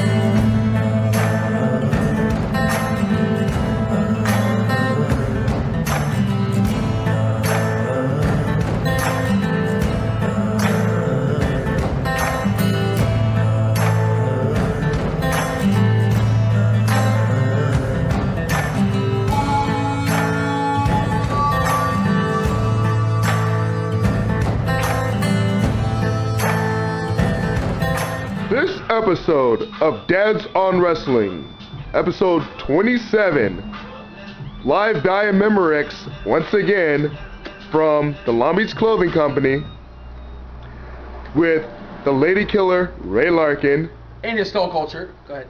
And Kofi. And Kofi. Okay, go ahead. Mr. TW himself, Jeff Meacham, I guess all his freaking wrestling shirts are in the laundry. and the Renegade of Wrestling, J.J. Williams, Complete with belt. starts right now. Is it episode 20? I don't know what he said. I don't know what he said. I got long. This is episode 27 in case he did fuck up. Whatever. Yeah. Episode 27, we're doing predictions of Capital Punishment once again. Which is why I wore this shirt. Live via the Long Beach Clothing Company. Big shout out to the homie Kenji for letting us come down once again. Woo! You can't see Kenji on camera, but we're pointing to him and he's awesome. There he is! Hey! He's the champ. The champ is here. The champ is here. And the champ We're not going to get to that till a little bit. This guy, let's start championship. That's right. Let's start running through the card. Big shout out to the homie Josh Absolutely. for letting me borrow his world title replica. Hey, Josh. Complete with rubies, unlike somebody else's who lost a couple of his. To be fair, I've lost one ruby, and mine's the WCW, not the WWE. They look basically exactly the same except for a little WWE logo. Actually, it's WCW. Besides all these besides all these Obama crazy dreams that Booker T and Jerry Lawler have been having, I still think our crazy dream was the best. Just putting that out there. 200 views already. That was what 2 days? It hasn't even been 48 hours yet. That was some bad 200 views, dude. I'm just saying that was some. But this Capital Punishment pay-per-view is actually looking very good on paper to me. It does. And it all starts with Kofi Kingston and Dolph Ziggler. Yeah, once again, arguably the best series on SmackDown last year. Yeah. Over the Intercontinental title. Now it's for the U.S. Championship. And I think the outcome's going to be the same. I think your former World Heavyweight Champion Dolph Ziggler is going to walk out of Capital Punishment the new United States Champion. Now, I missed Raw, or at least part of Raw. I've been trying to watch last night, but I got tired about 2 freaking o'clock in the morning. Did Dolph totally ditch Ricky once and for all? Yes. That was the stipulation, is that if Stone Cold Steve Austin was going to give Dolph his title match, he had to drop Vicky Guerrero. It's a good move for Dolph Ziggler. I think it's a very good move. It's great for Dolph Ziggler. But it's going to be a great move. It's going to be trouble in paradise when Kofi Kingston plays SmackDown on Dolph Ziggler. I think it's an excellent move for Dolph because it means Vicky's single again. Single and ready to mingle, baby. Woo! Big shout out to Vicky Guerrero. That's right. The Lady Killer. Cougar. Hey, beautiful. Alright, so Dolph Hey, did either of y'all notice on the Tough Enough trailer, Shawn Burrow's little cameo in there is the ring announcer of FTW? I'm just saying, man, that girl is looking like a try. She get it from her mama. So the next match on the card is going to be CM Punk versus Rey Mysterio. And I think we all know by now where I'm going on this one. Honestly, at this point, with Punk possibly leaving, I think that I'm shook up. Let's go. With Punk leaving, I gotta go with Rey Mysterio. Let me tell you something. I don't like it, but CM Punk is very dangerous right now. CM Punk is so dangerous right now after defeating John Cena on Monday Night Raw. Let me tell you how dangerous CM Punk is. He is more dangerous than a mosquito coming out of Magic Johnson's house. He is that dangerous. Wow. Going around Jay to walk off. That's how bad. I think I gotta put my shades on for that So one. which brings us to our next matchup, which is... Do you want to get a pitch in for CM Punk Mysterio? I'm just asking before you move on. I got CM Punk. Big Show versus the Man of Destiny. We're totally jumping over, man. Who do you got? Punk or Rey? I got Rey. Okay. Yeah, I thought you said who? What the hell? What the hell just happened? Let it go! Next match! Yeah, ignore it. You already know who I got. Yeah. Ignore it. The Man of Destiny, Alberto Del Rio! And the Big Show. You want to $20. Anyway. But you already knew that. I think it's pretty much obvious who's going to win this battle. Big Show. I agree. I agree. I wholeheartedly feel, normally in any other match, I probably would give the edge to Alberto, but I think that Big Show has got to get his revenge for this one. So look for Big Show to decimate Alberto. It may end up being a DQ that Alberto gets because Big Show just doesn't take caution to the rules, but I'm going to go ahead and bet my money, as you will, on the Big Show. Okay. What's next? I've lost track of what's going on. Sorry, I'm kind of... Well, the Continental title is on the line. Oh, yeah, Barrett is defending his title again against Ahmed Johnson. Barrett is all alone. Yes. This time Ahmed Johnson is going to take the title. I agree. I think it's written in the stars, as it will. Oh, man, you really got to go... Dude, I'm shook up as enough it is back here with whatever. And you're going to piss my girl off? At least I'm not singing it. I'm just throwing that out there. I'm going to call Wade Barrett to retain. Yeah. Wade Barrett to retain. Then why do you say that? I say that because it's not even worth him having the title. I don't think he's going to go nowhere. He's not the next Batista. He's not the next Ahmed. See, it's funny that you said that because somebody to me on IM was talking to me about Zeke and how Zeke hasn't sold them. He's just not a big player. He's not going to do anything. And I'm like, and that was his father. Look at Batista. That was Big Zeke's Batista father. sucked donkey balls, behind Shrek's little ogre hat, and he's a multi-time world champion. Yeah. So I'm just throwing that out there. I think Big Zeke will get the IC title, and he'll have a decent run with it. Probably till only about SummerSlam. But I think Big Zeke will take the title. His woman and child believe that Wade Barrett will win this match. Big Zeke's family believes that Wade Barrett will win this match. Brings us to our next match, Randy Orton versus Christian for the World Heavyweight title. See, as much as I still want Christian as champion, I don't think laugh, you're just encouraging! I don't think this heel turn is going to amount to what we want it to amount to yet. If Christian walks out as a two-time world champion, it won't happen until SummerSlam. You know what? Christian, to me, is that guy that tries his hardest to get promoted at a job, works the hardest, does everything even more than the boss, but just doesn't make it. And no matter who else that sounds like? Zack Ryder. Sounds like Zack Ryder. Big shout. By the way, speaking of Zack Ryder, they were in his hometown Monday night. Did you see Zack Ryder on Raw? Nope. No. I didn't see Zack Ryder on Raw. That was That's fail. Bullshit. I'm saying bullshit. That was a fail of epic proportions. Protections and proportions. But in this match, I'm gonna call Randy Orton because unfortunately, Christian Evolution has passed you by. Really? Really, cameraman? I had to bring it back. I'm frightened enough, and you're throwing out random music, man. Seriously. Theme songs episode is next week. Don't get ahead of yourself. Thursday. Seriously. All right, and when you talk about theme songs, you got to talk about genres of music. You got to talk about rappers. Yes. He's gonna talk about the main events at Capital Punishment. But wait, we've actually bypassed a match. Oh, okay. We've forgotten the match. All right. One of our favorites, The Miz versus A-Rod. Miz, over. That's it. I don't know. As much of a Miz supporter as I am, I think it's A-Rod's time to shine. I really do. I think it's A-Rod's time to shine. I'm gonna tell you this.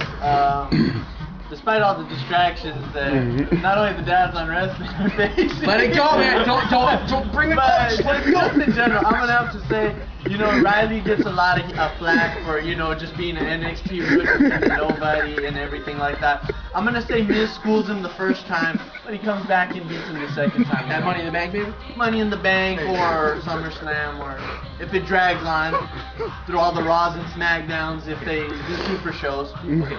Can we please get the main event and get the hell out of here? Now we can embark upon the clusterfuck that is the main event. R-Truth and the WWE Champion, the man who certain stockholders claim makes stocks go up. Even though he's made the stocks have gone down. Yeah, I'm just throwing that out there. Stocks were at $16 when Miz is champion. Stocks are now at $9. What's your response to that, Mr. Stockholder man? Well, probably because of WrestleMania, the 26 buy and sell rates on that. Then it goes down right after that, so Miz held it right after that, and then it just dragged down to the ground. So it's all Miz's fault. It's pretty much all Miz's fault. Okay, alright. Anyway, I gotta go with John Cena retaining. R-Truth would be more credible if he wasn't such a so fucking nuts in this gimmick. Yeah, I'll agree with you. I gotta go with John. And watch your YouTube, you Facebookers. He's actually on right now hating the top 10 Jimmies. I emailed that to you. I saw that. The top 10 Jimmies that he hates. That was Jim awesome. Henson. How do you hate Jim Henson? No, and number He didn't sell! He didn't sell! And he believed that he was a Muppet, and he's being controlled because of all this conspiracy. You gotta watch that. You know what? I'm gonna go against the grain here. Alright. I'm gonna go ahead and pick R-Truth in this one. Because the stocks are down. Okay. The stocks need to go back up, and they're going to go up once we get new blood with the championship. Okay. You guys are sticking with your boy John. Little Jimmy is going for John Cena. Daddy! Daddy!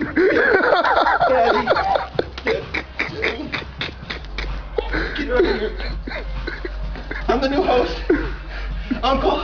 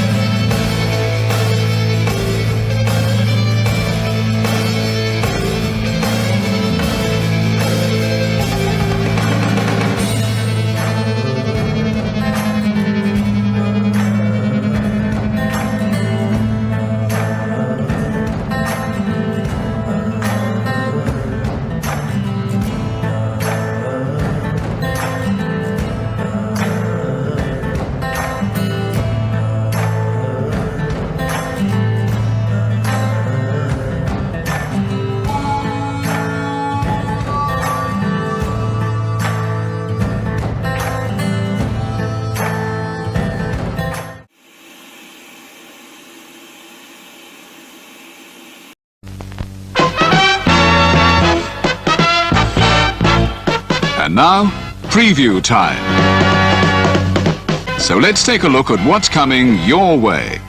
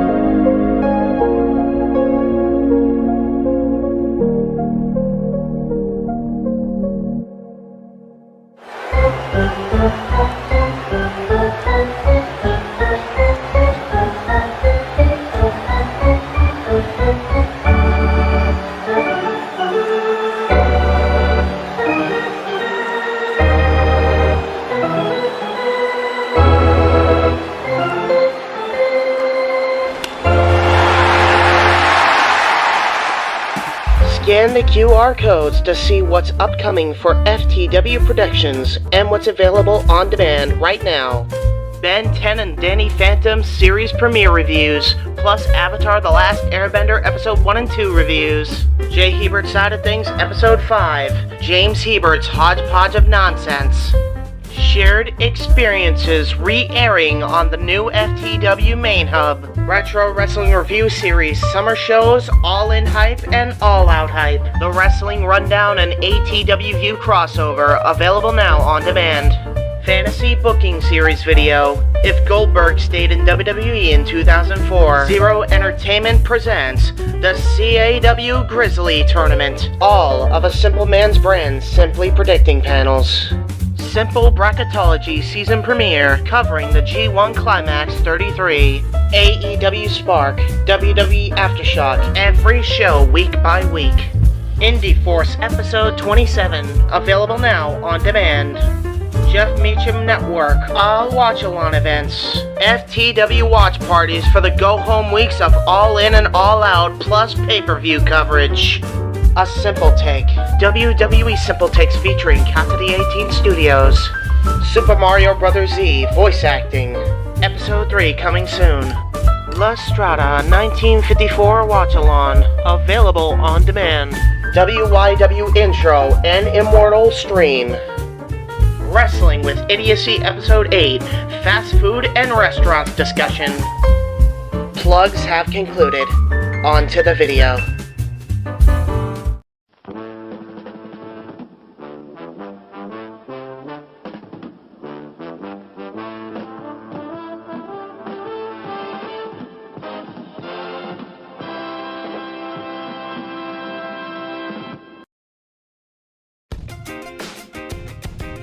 Casa D18 Studios, an affiliate of the Jeff Meacham Network, Multiverse of Media, proudly presents this retro content from NoDQ.com.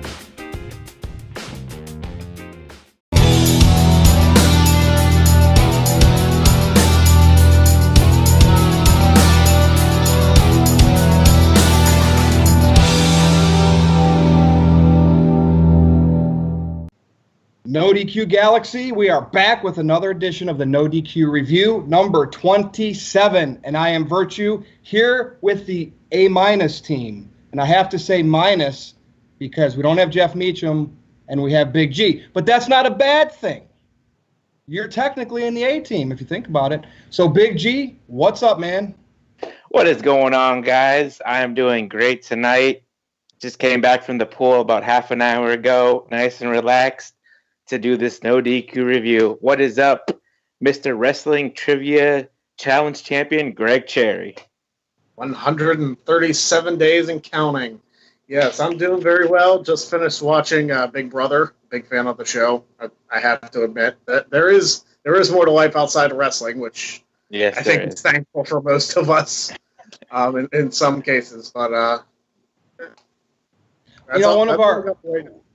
one of our other columnists, Justin Watry, Jay's Ways, he watches that show all the time too. So maybe you should hook up with him. I don't know anything about it. Is that something I should watch? Depends if you're into reality television. I mean, it's a show I've been watching for years. Was Sid on episodes of that in the past with his son? Sid's son was. I don't know if he was. Okay, all right. I know a former NXT guy was in Big Brother a couple years ago too. So. Well, I'll check some out. I'll see what's up with that. Aaron, the boss man, what's going on? We are here for the review number 27. What's up? Yeah, it's hard to believe we've been doing this for almost a year now with this review series. We got the t-shirt that you're wearing. Check it out, nodq.com/shirts. I'm just getting the plugs out right away here. Big G has his shirt, of course, over at nodq.com/shirts. This shirt is not available on Pro Wrestling Tees. I actually got this from Daniel Jobber, so I'm shilling out his t-shirt here on the video. Go follow him on Twitter and Facebook. He was a contestant on Wrestling Trivia Challenge, and I think he has the second worst record of all time behind poor Steve-O, but he was a good sport about it. Maybe he would have a better chance against you, Greg, but I heard we have some other challengers that are ready, willing, and able to take you on, so we'll see how that goes over the next several weeks. Anyways, let's go ahead and get this review started, Virtue. All right, well, we're going to start with, I guess this is the first WWE All-Women's event. What do they classify the Mae Young Classic, though? So I want everyone's thoughts on this, because we had Vince McMahon, Triple H, and Stephanie introduce WWE Evolution, and there's a lot of things going through my mind when I saw that segment. Triple H was very emotional. The fact that Stephanie was not out there alone. The name of the event. Aaron, I want to start with you. How was the announcement in your opinion? Did you like the way they did it? And my other question is, who do you believe really started the women's revolution? Well, that's a loaded question, both of them, actually. I thought it was a good segment. I thought it was well done overall. I understand why Triple H was out there. I think it was done to prevent Stephanie from getting the what chance. I think if she was out there alone, there would have been a chance of the crowd turning against her. I think Vince out there also added to the segment to make it more of a big deal. I thought it was well done. No real complaints about it. And like I've said in other videos, I think that this first show should be good. If they do it once a year, I'm cool with it. If it replaces a pay-per-view like Clash of Champions, I'm cool with it. If they start doing a women's pay-per-view every month in addition to a regular pay-per-view, I'm just going to lose my mind. So hopefully that doesn't happen. I still hope WWE sticks with their 12 pay-per-views a year schedule. And as far as who started the women's revolution, should it be called like Revolution or something instead of Evolution? I don't know. But that's just isn't that what AJ Lee said? Revolution? Well, I don't remember what she said. But. She's the one that was complaining about the women not getting paid as much as the men, and then that's when the Give Divas a Chance hashtag started. So conveniently, no mentioning of AJ Lee, but there's a lot of different names you could point to. I think AJ Lee has to be at the top of the list, though, because I think back to when she came out and cut that promo on all the divas, including the Bellas, on Raw. It was basically her version of CM Punk's pipe bomb. To me, that was really the turning point. You know, the women were presented a certain way, basically as eye candy. And then once AJ Lee cut that promo, she was pretty much the opposite. She was the one that wanted to go out there and be more about the wrestling and actually have some credibility rather than just be eye candy. And of course, AJ Lee never went on Total Divas. You know, she just did her own thing. I think she has to be the most important name as far as the 2014-2015 period goes, where the transition was made. And I think Paige would have to be up there towards the top of the list also with her work in NXT. And Emma, who unfortunately is no longer with the company. But I would say those three played very important roles in really turning the corner on the whole women's division in WWE. So, Big G, let's get your thoughts on the situation, your thoughts on the promo, and who do you think was the most important figure in terms of the women's revolution? And do not say Stephanie McMahon. No. Well, I thought it was great as well. Like you said, I think we can all agree if Triple H and Vince weren't out there, they would have booed Stephanie. They would have given her the what chance. They would have chanted, "We want Triple H" or something like that. So all three of them out there. I like how Triple H did most of the talking. You know, yeah, he might have worked us. He might have been sensitive about it because he's worked with a lot of those women in NXT. As far as it being called Evolution, Revolution, Evolution, same thing. As far as who started it, oh, man, that's tough. I mean, you could say AJ Lee, but me and Virtue were talking about last night on Virtue's Rage. I mean, Chyna started it way back in the day. She had wrestled with the men. She won the Intercontinental Championship. She was the first woman to be in the Royal Rumble. But if you talk about present day, I'm going to have to say AJ Lee as well. Greg, what do you think? You know, I agree with both of you. I'm looking forward to this event. If you would have had this event maybe even 4 or 5 years ago with the roster of women they had then, I would have been like, why? Why in the world are you doing this? But now, with the roster they have, which is focused on the actual in-ring wrestling, and they have an incredible roster of women right now. You know, I'm looking forward to this. I'm really excited about this event because of all the potential dream matches that there could be happening on this show. Still holding out hope for Trish Stratus and Sasha Banks in a one-on-one. As far as who started it, I mean, we talked about AJ Lee, but you know who else deserves some of the credit? And I actually wrote about this years ago, Caitlyn. Because AJ Lee and Caitlyn had a solid feud for the then Divas Championship, and it was about the in-ring work. The storyline too, but the in-ring work between the two of them was great, especially for the time. And now that Caitlyn's coming back in the Mae Young Classic, I think she could potentially be on that show in some fashion, because I believe Michael Cole said the finals of the Mae Young Classic is going to happen at Evolution. Yep. Correct. Yeah. Yeah. So if she makes the finals, then that'll be a good main roster spot for her. Go ahead, Big G. And you're going to have 50 women from then, now, and today. So, like you said, we could have potential dream matches. We could have Bayley versus Lita, Trish versus Sasha. I mean, they could even introduce the women's tag team titles if they do that as well. Yep. I actually wouldn't mind seeing an Alundra Blaze appearance. Wouldn't that be wild? Especially with dropping the women's title in the trash can all those years ago. Yeah, wasn't she on a kickoff a few months ago and it was really awkward with JBL? Yeah. Yeah, it was the Rumble kickoff because JBL was like throwing her of who she thought was going to win. She didn't answer. It was on an episode of Botchamania too, so it was pretty funny. Yeah. But her in-ring work was always better than her mic work, so I mean, we'll see what happens.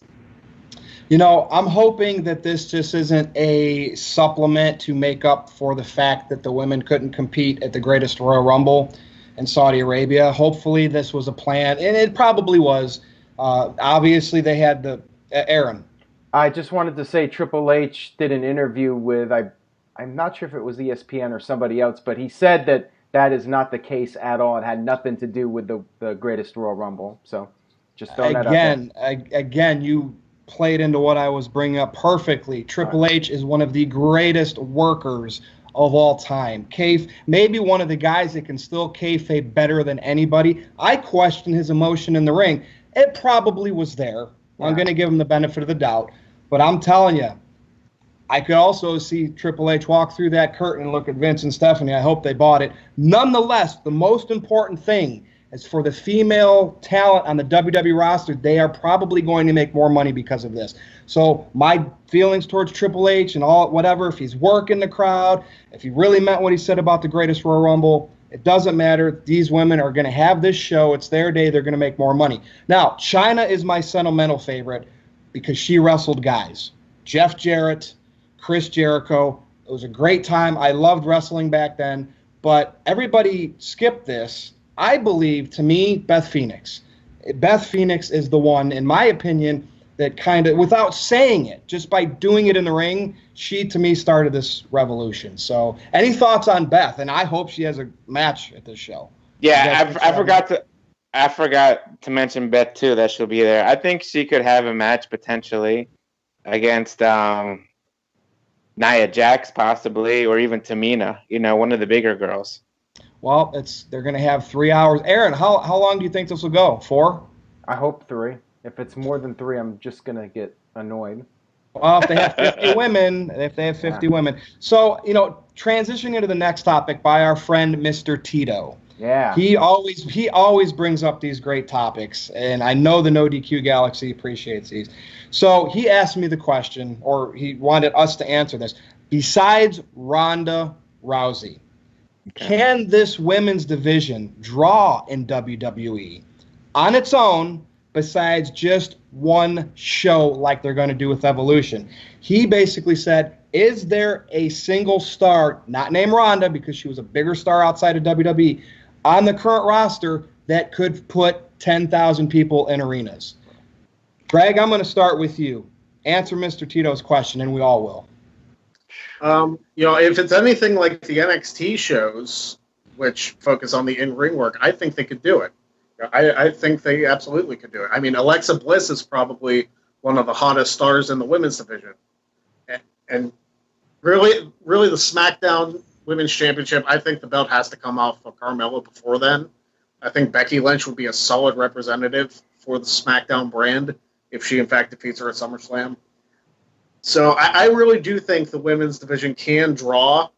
besides Ronda Rousey, because Ronda Rousey is still not in the. I mean, yes, she's in the title picture, but she's not really the main draw of the women's division. It's still Alexa Bliss, who has done a fantastic job since being called up from NXT 2 years ago. It's hard to believe she wasn't even a champion in NXT, and she's a 5-time women's champion on the main roster. I loved that pick as soon as I saw it in the draft. I was like, she's going to be a huge star. And I was right. I knew she had that potential in her, so go Alexa Bliss. Besides that, I think the 4 horsewomen, Charlotte, Sasha, Bayley, and I mentioned Becky already. I think the 4 of them could carry the women's division, the women's show, without an issue. I mean, they've proven the in-ring work against each other, with each other as partners. I think the women's division will be fine. Aaron? I think it's the WWE brand that sells, so I really don't think we'll ever really know if somebody like Charlotte could put 10,000 people in an arena. It's just a different era now. By the way, great question, Mr. Tito, if you're watching this. We love you. No DQ definitely has some mad respect for you, my friend. I think that Charlotte would have the most potential because of her name value. I think Becky would too, just because of her natural charisma and presence in the ring. Other than that, I'm not really sure if, let's just say if they had a chance to fill a 10,000 seat arena, I'm not sure if they could pull it off, but since the WWE is so strong brand-wise, maybe they could. I still think Ronda Rousey is the focal point, Greg, though. You look at the Evolution poster or graphic or whatever, Ronda Rousey's right there in the center with the champions on the side of her. She's front and center on the poster. Big G, your thoughts on it? I'm going to have to agree with you guys. Well, for one, I think Ronda Rousey is part of the women's division. But then, like Greg said, you got Alexa Bliss, you got Becky Lynch as well, who could possibly, they could draw a 10,000 seat arena. And even Charlotte, I think like you said, the 4 horsewomen, basically. I don't know if Bayley could. I mean, people like Bayley, but she's not up there, even though she's part of the 4 horsewomen. And even if they bring up some NXT girls for this show, I think they could draw as well. Big G, you know what it comes down to? WWE doesn't allow somebody to get over anymore like a Rock did, like an Austin did. Imagine what some of these females could be if they allowed that. Now, Ronda's a special case, right? Aaron, Greg, they have a lot of money invested in her, so they're going to put her on NBC having a champion and Nia Jax challenge, the champion challenge the challenger. We've talked about that before. So to me, that screams Ronda is the center of this women's division and women's revolution. But I just hope that if they're using her to help get to this show and their idea of having women do their own thing more often, that it transitions into either Ronda becomes a great WWE superstar and we're no longer looking at her as an outsider, we're looking at her as an insider inside the WWE bubble, and or somebody like Charlotte, Becky gets that opportunity to become a big star. And again, in today's WWE, and we will talk about that later in the show, Roman Reigns, they just don't allow these superstars to be liked at the level that Austin and The Rock used to. And maybe nobody's as talented as those guys. I don't know. Greg, you brought up Becky getting a shot, she's going to get a shot at the SmackDown Women's Championship. That's our next topic. Aaron, I'm going to start with you because you've been a proponent of Becky's for a very, very long time. Now, correct me if I'm wrong, Greg, Wrestling Trivia Challenge champion. Becky was already a SmackDown Women's Champion, right? First. She was the first one. Was that so she had a run, but it was kind of short. Yep. So is this her time now where maybe she can be the one to beat Carmella? Obviously, it didn't happen for Asuka, so I'm led to believe they're going to go with Becky. Aaron, what's your thoughts on Becky? Is it her time? I think so. I think she should win the title at SummerSlam and move on and feud with Charlotte for the title for a while and just let them go back and forth, and then whoever's hotter, put them in there with Ronda Rousey at WrestleMania. I'm thinking it's going to be Charlotte, but a Becky-Charlotte feud would be interesting for the title. I think that should be the next big feud on SmackDown Live. Just my personal opinion, though. Some might disagree with me on that. And I'm going to go with Becky to win. I know it's early for predictions, but I'm going to say Becky wins, and knowing how things turn out, it'll end up being Carmella. But Big G, do you think it's time, or do you think Carmella still has some juice left as champion? Well, I used to be all about Mela is money, but now I'm going with Becky Balboa. I think it is her time.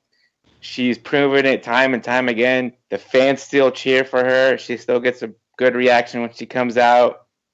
Trying to think here. Yeah, the last time she was champion was 2016 when they did the brand split. It's been almost 2 years. I think it is her time. Somebody put on Virtue's Rage last night while we were doing, saying that Charlotte should come back and turn heel on her and then have the feud there, and then possibly have Charlotte versus Ronda Rousey at WrestleMania, or even, like you said, Becky versus Charlotte or Ronda Rousey at SummerSlam or at WrestleMania. Yeah. So, go ahead. I was just gonna say, I'd like to see at this upcoming Evolution pay-per-view, I think the title match should be Charlotte versus Becky. That's just my opinion. Okay, I can see that. No, Becky never was the NXT Women's Champion, was she? No. Nope. She was the only one of the horsewomen that wasn't. Yep. That's crazy. You think about it. All these, like Alexa Bliss was never NXT champion either, but yeah, she's one of the top heels, if not the top heel of Monday Night Raw. Right? Something about sports entertainment, Big G. Now, Greg, everybody knows you're a big Sasha fan.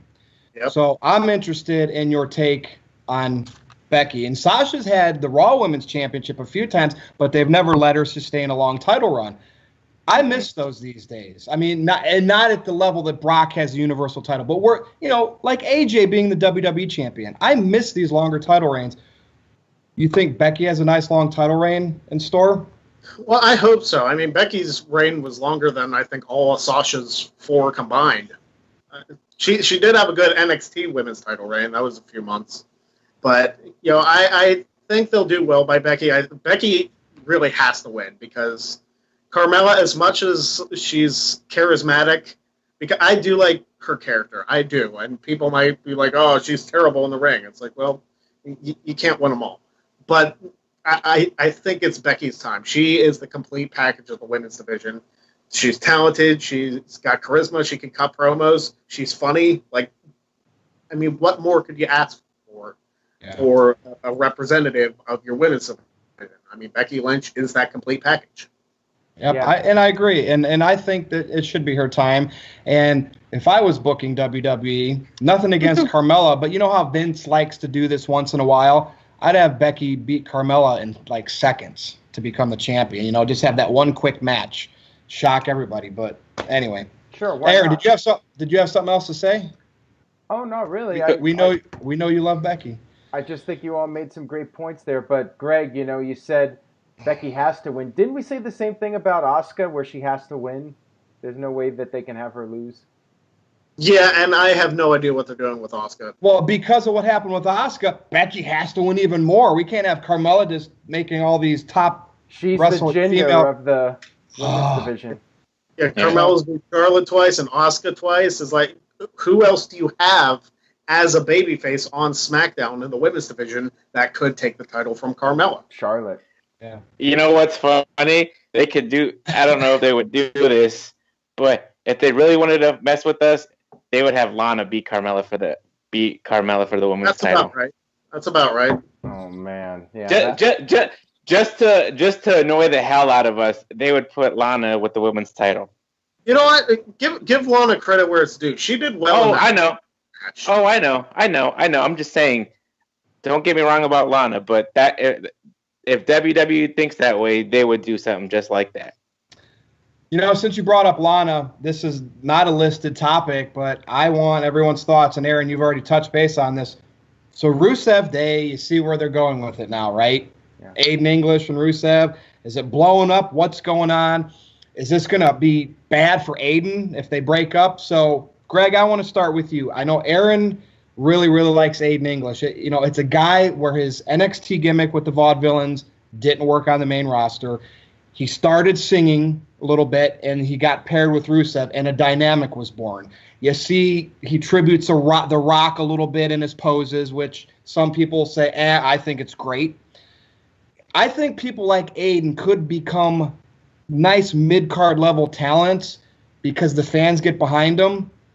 But why do I feel WWE never sees this and he'll get buried? What's your thoughts on this triangle? Will it become a full-blown feud with Rusev, Aiden, Lana? Greg?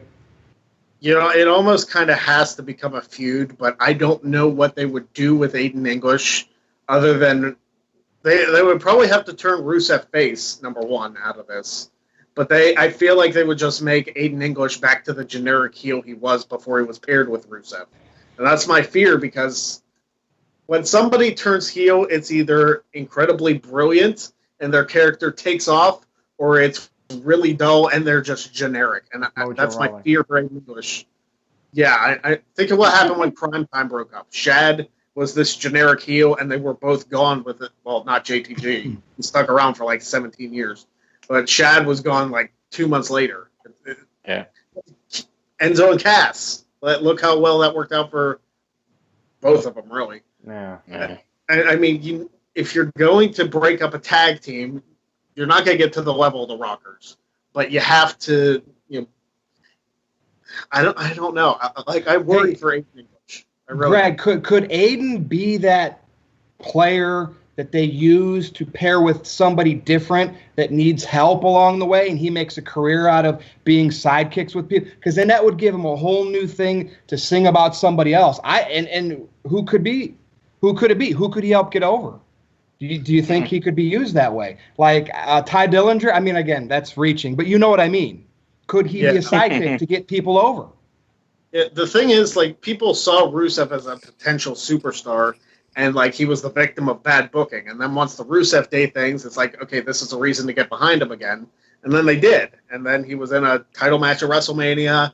He had his first WWE Championship match at Extreme Rules. So the potential was there for Rusev. And maybe that's part of the booking. Maybe they're saying, hey, Rusev works on his own. Maybe we can get this Rusev Day thing over as a babyface when it's already over and just push Rusev from there. So maybe this is wishful thinking. A lot of it is that we talked about here, but that's what I see.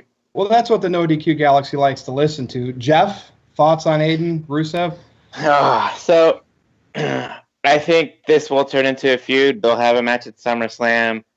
Lana could be the special guest referee or something like that, or they fight for Lana's rights, because Rusev yesterday said maybe nobody deserves Rusev Day. On the kickoff. So they could,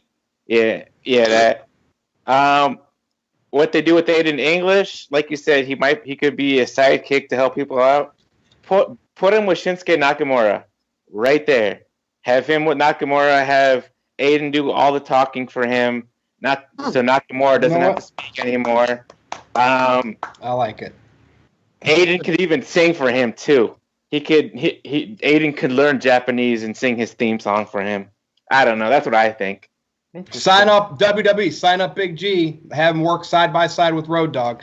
I like that idea. Aaron, I know this is probably a broken record for you. Yeah, well, I like this idea that somebody had during No DQ Live. I'd like to see Aiden English get traded to Raw and have him and Elias form a band and they start doing performances together. That's what I would like to see. See the possibilities if WWE would just open up their horizons with this creative stuff. All right, well, I just wanted to bring that up because I found it interesting after watching SmackDown. Next topic, and this is a doozy. I don't even know if I can get this right. I know we have two shows. I know we have NXT. So we have the NXT Championship, the NXT Women's Championship, NXT Tag Team, the UK, which is that technically NXT or is that just on its own? That's a separate brand, the UK brand. North American. So there's 5 titles in NXT, and everybody knows there's parallel titles on Raw and SmackDown. Universal, WWE, Intercontinental, United States, Tag Team, and Women's. We talked about this on a debate video, Aaron, women's tag team titles. Now, I said if they have their own show, weekly show, it's fine to have that. But are there just too many titles, or is it because they have the brands?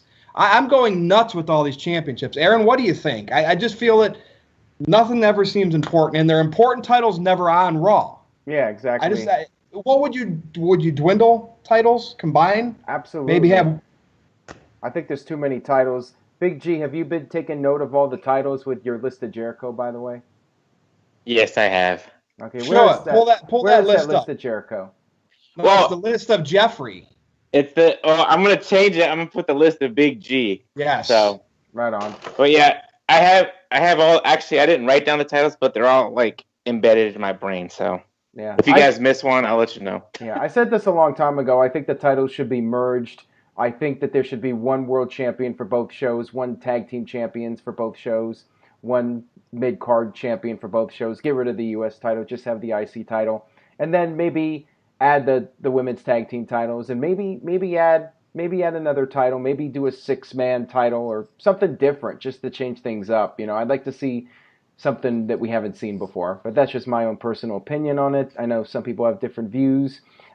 I said this a long time ago, though. I said this 2 years ago, that I prefer one champion on both shows. I think it elevates the title, and it's more of an incentive for somebody to win the title because they get to be on big shows. And in storyline and kayfabe, technically being on both shows means you make more money. So I think that it makes logical sense. But Gregory, your thoughts on that? I've never had a problem with there being too many championships. I understand there's a lot because of the brand split. I do like having the world champion and the tag team champions, and really the women's champion on both shows. Because if you remember, back in the original brand split, there was still only the one women's champion, and the SmackDown women were like, it's honestly like, why are women even competing on SmackDown? There's nothing for them to fight for. And that was the case for years, for like 6 years, that they didn't have anything to fight for. So a women's champion for both shows, a world champion for both shows, and a tag team champion for both shows. I'm fine with there being the Intercontinental and the U.S. title. I'm fine with that. I think they should bring back, I know they probably can't because of the PG stuff, I really miss the Hardcore title. Because that championship was a fun championship. Anybody could win it anywhere. So realistically, that could be a championship across both shows. Because it's like, hey, a SmackDown guy could show up and beat the Raw guy for the title, take it to SmackDown for a little bit. It's one of those things that it brings the entertainment value. I miss it. They probably can't do it because of the hardcore nature of what it used to be, and they can't take headshots and whatever. But, they could do something similar to that, like a 24/7 championship or something. I don't know what they call it, but that'd be my personal opinion. I don't think there's too many championships. It makes sense to me. So are you a supporter of the participation trophies where everybody gets a trophy because they tried? No. There's not that many championships. Good criminy. Well, I could barely name all of them. It's gotten to that point. All right, who wants to name every champion? Let's split it up. Go back and forth. Every champion on SmackDown, Raw, and in NXT. I probably couldn't get them all. So Big G and Greg, this is it. Do it. Tell everybody. All right. So I'll do Raw. You do SmackDown. We'll do NXT together. All right. So you got the B. You got B team as the tag team champions. Dolph as the IC champion. Lesnar as the Universal champion, and Alexa as the women's champion. I'm pausing on that one because it was Lesnar. We don't know where he's at. All right. What was after Lesnar? Alexa as the Raw Women's Champion. Okay. So I got SmackDown. So you got WWE Champion AJ Styles, United States Champion Shinsuke Nakamura, Tag Team Champions the Bludgeon Brothers, Women's Champion Carmella, 205 Live Cruiserweight Champion Cedric Alexander. Boom. See, Greg, you're the trivia expert and you remember everything. So naturally, it's easier for you to say, "Oh yeah, I like it. I think there's not too many titles," because you remember everything anyways. Now, is it too early to do NXT? Is it too early to do NXT, or is that still spoiling? No. All right. So NXT. We could talk about it. Okay. I get confused. Right. NXT. We have the new NXT champion Tommaso Ciampa. We have as the North American champion Adam Cole, baby. We have the tag team champions, the Undisputed Era, Kyle O'Reilly, Roderick Strong, and Bobby Fish. And as the NXT Women's Champion, we have my girl Shayna Baszler. And as the NXT UK's champion, we have the Bruiserweight Pete Dunne. Pete, don't call me well done. So apparently there's not too many titles if you guys easily remember those. But you know what? This is a new topic. See what happens when you do something like this. You said Tommaso Ciampa, and I knew about the spoilers. Yeah. What does everybody think when they do this and they have a title change at taped events like that? Whether it's a house show or it's a recording for a future network show, what do you think of stuff like that? Aaron, I'll start with you. What do I think about it? Yeah. Let Jeffrey answer one first. You keep going. All right, I'll go. I'll go first. So I do watch NXT every Wednesday. Not at the time though, but like a little bit afterwards. I think it's fine. Yeah, they only have the takeover pay-per-views usually at the big shows like Money in the Bank, SummerSlam, WrestleMania, and so forth, Survivor Series. But if you watch NXT faithfully, then you'll see that they'll defend the NXT title on there. They defend the NXT UK title on there, the tag team titles, the women's titles. They only have an hour, and each week you have different wrestlers on there. You always don't see the same wrestler on there. Right. So like one week you'll see EC3 and I'm blanking, Velveteen Dream and others. Aleister Black, and then the other week you won't see them. You'll see the other NXT wrestlers. So it's a change of pace for me, I like Raw and SmackDown still, but when it comes to NXT, I find it more entertaining for that just 1 hour. Do you like titles changing hands where spoilers can be leaked, where it's not like live on television? We've had it before. Tony Schiavone obviously tried. He basically said Mick Foley won, but more people ended up going over to watch that. I don't always read hear spoilers. Schiavone's voice when a spoiler comes out that someone won a title. I don't read the NXT spoilers. I try to keep myself, nice. I keep myself entertained because if I read the spoilers and I watch it, I'm like, oh yeah, Tommaso Ciampa won. Wonderful. Yeah. So I have no problem with it. All right, so you support that. All right, so you obviously like the Ciampa win. Well deserved for him. Greg, any thoughts? Well, it gets a pop from the live crowd. It gets that live crowd reaction, so I don't have a problem with it. For the people watching, it might be a little bit more of a big deal because it's like, oh, well, I wanted to watch it. I went on Twitter. Well, then if you really want to watch it, stay off Twitter. Do you know how many spoilers are posted on Twitter? But also, don't forget, this is not the first NXT title change to happen that was spoiled. Finn Balor and Samoa Joe. Samoa Joe beat Finn Balor at a house show in Massachusetts for the NXT title, and it blew up over the internet. It's like, this is a huge deal. It gets a reaction still on social media when stuff like this happens because it's like, whoa, wait a minute, it wasn't televised or it hasn't aired yet, and this happened. It's like, this is a big deal. People want to talk about it. So title changes happening when people don't expect them are, I think, almost as big a deal. Not as big a deal as when everybody's watching, but almost as big a deal as when everybody has the ability to watch.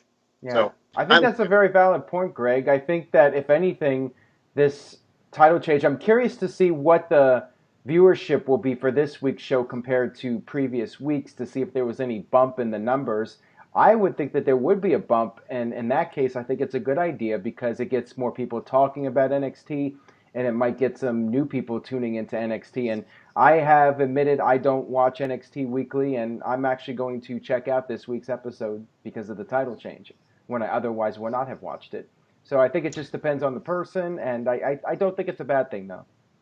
And I'm fine with it when a feud comes out of it. So if Aleister Black and Ciampa have a feud now, I'll be fine with that. And obviously they should. Black's going to get his rematch. So what was that one, Greg, where Backlund lost as a transitional, right? And that makes sense. 4 days. Yeah. It was like a few days, 5 or 6 days after the Survivor Series when Backlund beat Brett.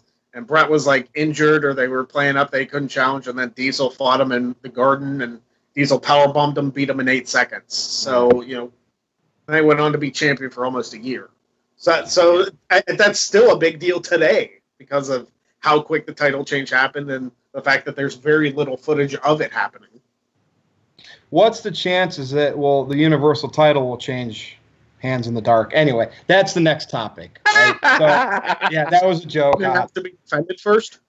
Yeah. Well, all right. So here's the bigger issue. Before we even get to Brock, Roman put Lashley over at Extreme Rules. Lashley got a win, right? Beat Roman clean. But Roman still gets his way into the main event against Brock for the Universal title at SummerSlam by beating Bobby on Raw. Bob, yeah. So there's your 50-50 booking. WWE, do they think that Bob got over because he beat Roman at a pay-per-view, well, if that's what we call them, an event, a network event, but still did the job to Roman to get Roman to SummerSlam? This is where I understand the Roman haters, right? Because it's like everybody for a year leading into WrestleMania was like, Roman's going to beat Brock. This is all right. And it's like WWE's toying with the Roman haters and then they're not giving it to him yet. Meanwhile, Roman's getting pushed. It's always him. So, Greg, I want to start with you. Roman and Lesnar at SummerSlam. How can WWE avoid? This is going to take some rocket science. Fan hijacking. And I throw Lashley's name out there. I throw Strowman's name because of the briefcase, and go. Or Owens. Go. Yeah, Pittsburgh crowd's not. If SummerSlam happened in Pittsburgh, they'd be giving them applause because they're hijacking a Roman match. But enough about that. What I think should happen is I think Strowman should get disqualified at SummerSlam.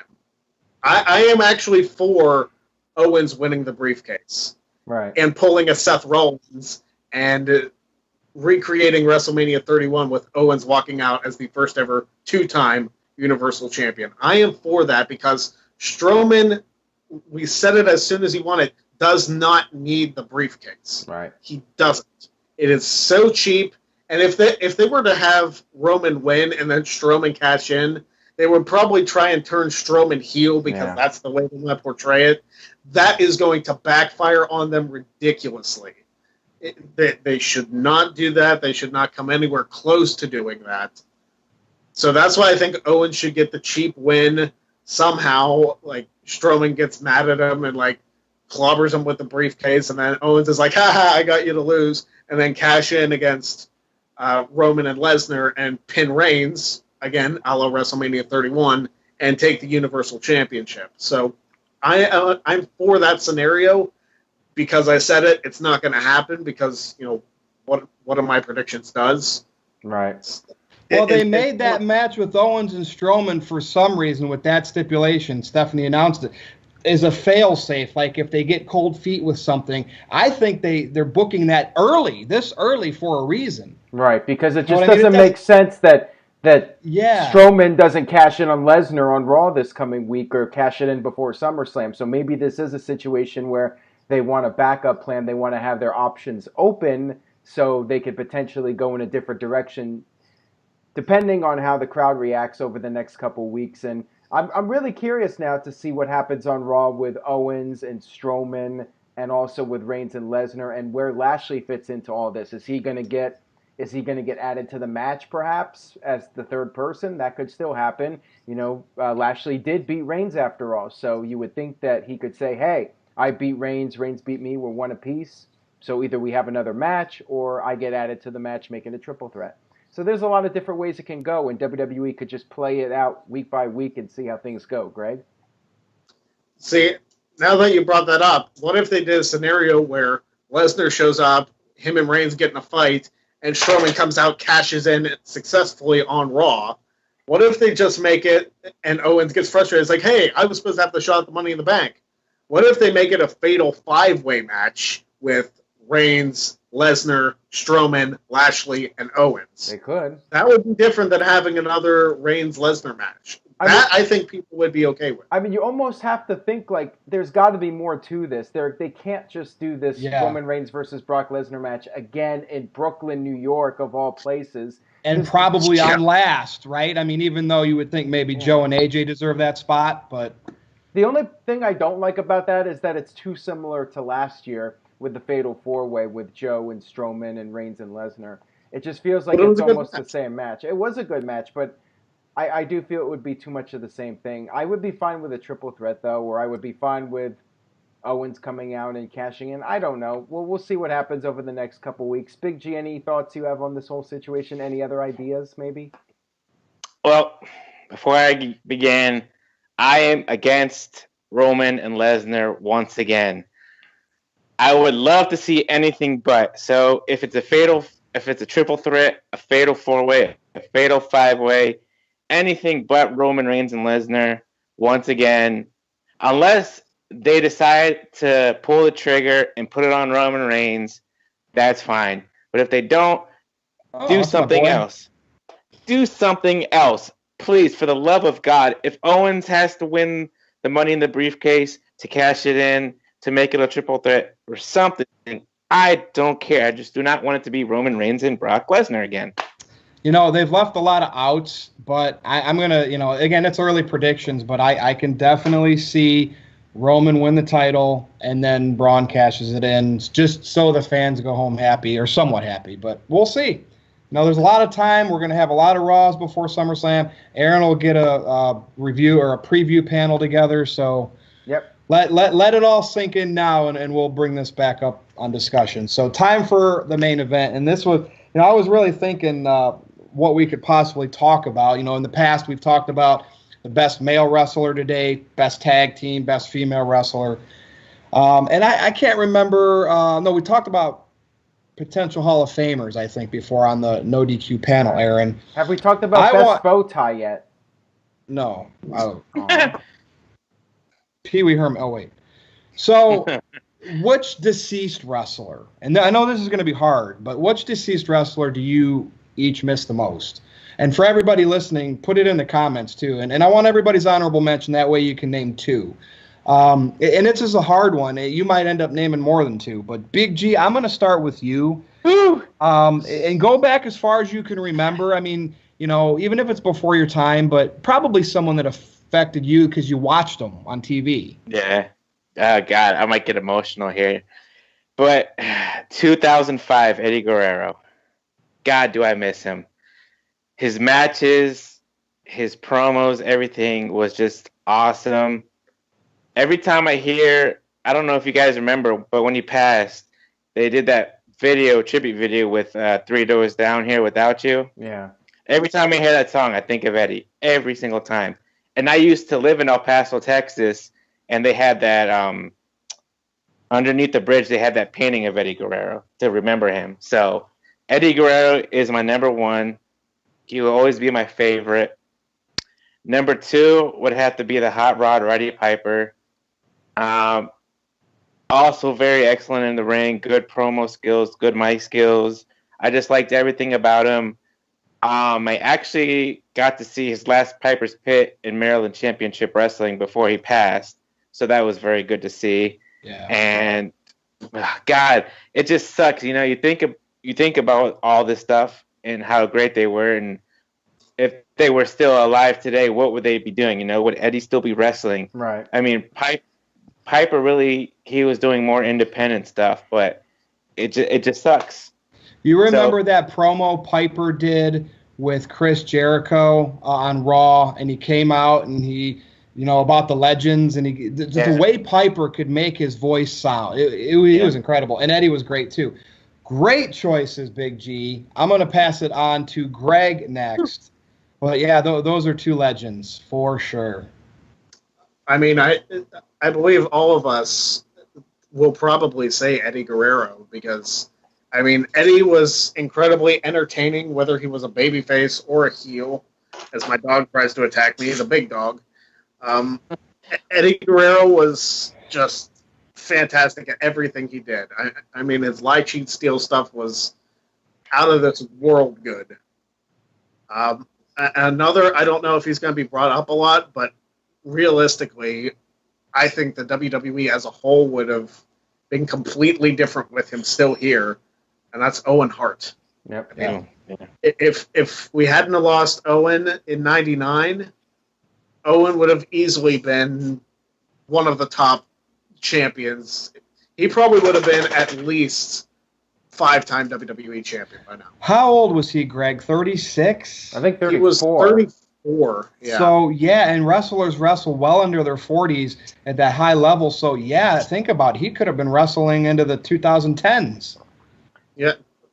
Well, look at Flair. Flair wrestled his last match at WrestleMania 24, and he was 60-some. And he put on probably the best match of the night. So, right. Who's to say how long Owen could have gone? Yeah, definitely. But Owen definitely would have been that main event guy. He was always there when everybody else in the Hart family left for WCW. Yep. Yeah, it just sucks what happened. But, I think Owen definitely would have been... He should be in the Hall of Fame now. And come on, Martha. Yeah, that's another topic for another time. But yeah, definitely. No.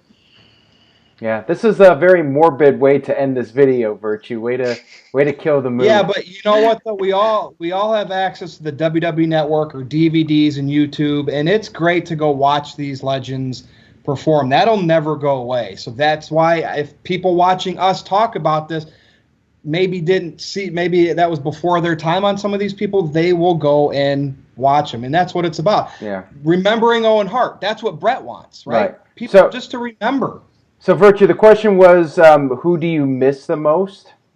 Who do you miss the most? Yeah, as a fan watching, and you cover wrestling all the time, so it might be a little bit different for you. Now, see, obviously everybody retires and everybody does die eventually. Sorry to sound so morbid here, but, growing up, huge fan of Randy Savage, so obviously I miss him, what he could have done, maybe if he had stayed healthy, maybe if he could have wrestled some of the current generation, the possibilities. Roddy Piper, as you guys mentioned. Dusty Rhodes is another one at the top of my list. But I would say Owen Hart and Eddie Guerrero, because Owen Hart, like you said, Greg, probably would have done some great things in WWE. I know there was some talk about him wanting to retire, but keep in mind, there were a bunch of big names that came in right after Owen died. Chris Jericho, Chris Benoit, and so on. All these guys that Owen could have worked with. Kurt Angle. I think Owen would have stuck around. I'm not a big fan of the what-if questions, but I think if Owen had lived, he would have stuck around with all those new people coming in and with that renewed interest in guys actually having lengthy matches in WWE, because during that Russo period, it was all about the short 5-minute matches, and when Jericho, Benoit, Angle came in, it was more wrestling heavy. So I think Owen would have stuck around, and I think he would have had a resurgence in his career. And Eddie Guerrero. See, the thing that's saddest about Owen and Eddie is that they were still wrestling when they died, and who knows what they could have done if they had lived. With Randy Savage, Piper, Dusty, they were all retired and done with wrestling. So I would go with Owen and Eddie. Virtue? So my honorable mention, I'm going to say, and again, Owen, Macho Man. I liked Warrior. I know there's some of his standards and practices, but Andre, I watched them all, right? I got emotionally connected to a lot of them. I'm going to give my honorable mention to Chyna, just because she wrestled guys. And I'm not talking about what's keeping her from the WWE Hall of Fame, that type of wrestling guys, okay, on the internet. In WWE, I know, Greg, but I had to say it because people think it, right? I'm just being open and honest here. She wrestled guys. I know Jeff was a little difficult to work with. He maybe didn't want to do the job back then, but he still did, right? No matter how much money he had got from Vince, he still did it. Jericho, the program that Chyna had with Eddie, she was a sports entertainer through and through. And the fact that I think out of all these guys, like Vader, I would have liked to see some of these people accept their future Hall of Fame inductions while they were alive, because you can see how much it means to people. It meant a lot to Hillbilly Jim. Hardly anybody remembered him. People don't, maybe think he shouldn't have been in it. But you saw when he gave his speech how much it meant to him and others as well. Chyna and Vader, honorable mentions, because I would have loved to see them get inducted. They wanted it. Those are two people that wanted that recognition. I know we all talk about you don't need recognition. People will just give it to you. It's there. But there are people that want it. But for my number one, and it comes across in my personality a lot, everybody, the trolling that goes on in the... you're going with. The trolling that goes on, I don't know, but the trolling that goes on in the comments, it's me, a reflection of, it's who I am. I'm a very egotistical, cocky, guy, Intelligent. especially when it comes to talking about wrestling. But I was a huge, and I always will be, Kurt Hennig fan, Mr. Perfect. Oh, I don't know. And the way he did that character, that is one of the reasons I bought into wrestling when I was a kid. Because, and Bobby Heenan had a lot to do with that, He was the guy I thought you were going to say, actually. He's paired with Kurt in a way, but I did say wrestler. I mean, I know Heenan dabbled in wrestling, but he was more known for being a manager. But again, I saw Perfect perform on TV. I, in a way, became that cocky guy that thought I could do everything and everything I said was right. And in reality, that's my convictions. If people don't like me because of that, I apologize. But I'm a wrestling fan, and that's what makes it fun for me. So, Kurt Hennig, Mr. Perfect. And all of them, rest in peace. We love y'all. Yeah, and let's not forget Ravishing Rick Rude, too. He was another one of those guys. Yeah. And we could talk about these guys forever, but go watch them on YouTube and the FTW Network. That's all I have for today. I hope we can actually have a show that's under an hour. I know people like hearing us talk. We're close. We're close to an hour here. I think it's time for plugs, unless anybody else wants to bring up something. No, I'm good. All right, Big G. Okay, here you go. Let's do the plugs. Well, NoDQ.com/Jeff. That's GEOFF. That'll take you to my Twitter page. I'm on Instagram at NoDQ_Big G. I'm on Facebook as well. Go to NoDQ.com/shirts. Get your Big G shirt. Get your NoDQ review shirt. Get your Greg Cherry shirts as well. At his page. That's it. At his page, yes. That is it for the Big G. Let's go to Greg Cherry. Greg G. Yes. Yeah. Greg G. NoDQ.com/Greg. On Twitter at PA Sensation. On Instagram at PA Sensation. I barely use it. Wrestling Trivia Challenge. My next challenger's coming up this week. And should I get past that, I'm sure I have a bunch more. ProWrestlingTees.com/PA Sensation. Buy a shirt. Got a few of them out there. And that's it for me. All right, and I'm Aaron G. Make sure you guys check out NoDQ.com for the very latest in the world of wrestling. SummerSlam's coming up pretty soon. We got NXT, lots of good stuff to look forward to. And go to NoDQ.com/shirts. Best way to support the site, pick up a shirt, support your favorite NoDQ personality. If you got some money, pick up all the shirts. We got 20 plus shirts on there right now. I'm waiting for the day somebody does it. One of these days, somebody's going to be really generous and buy all of the shirts in one sitting. Who that person will be remains to be seen. But that's all I got. Virtue, let's go ahead and close this out.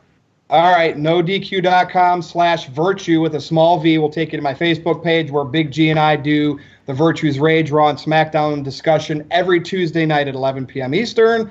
You can follow me on Twitter at NoDQ_Virtue. And what's your dog's name, Greg? His name is Bing.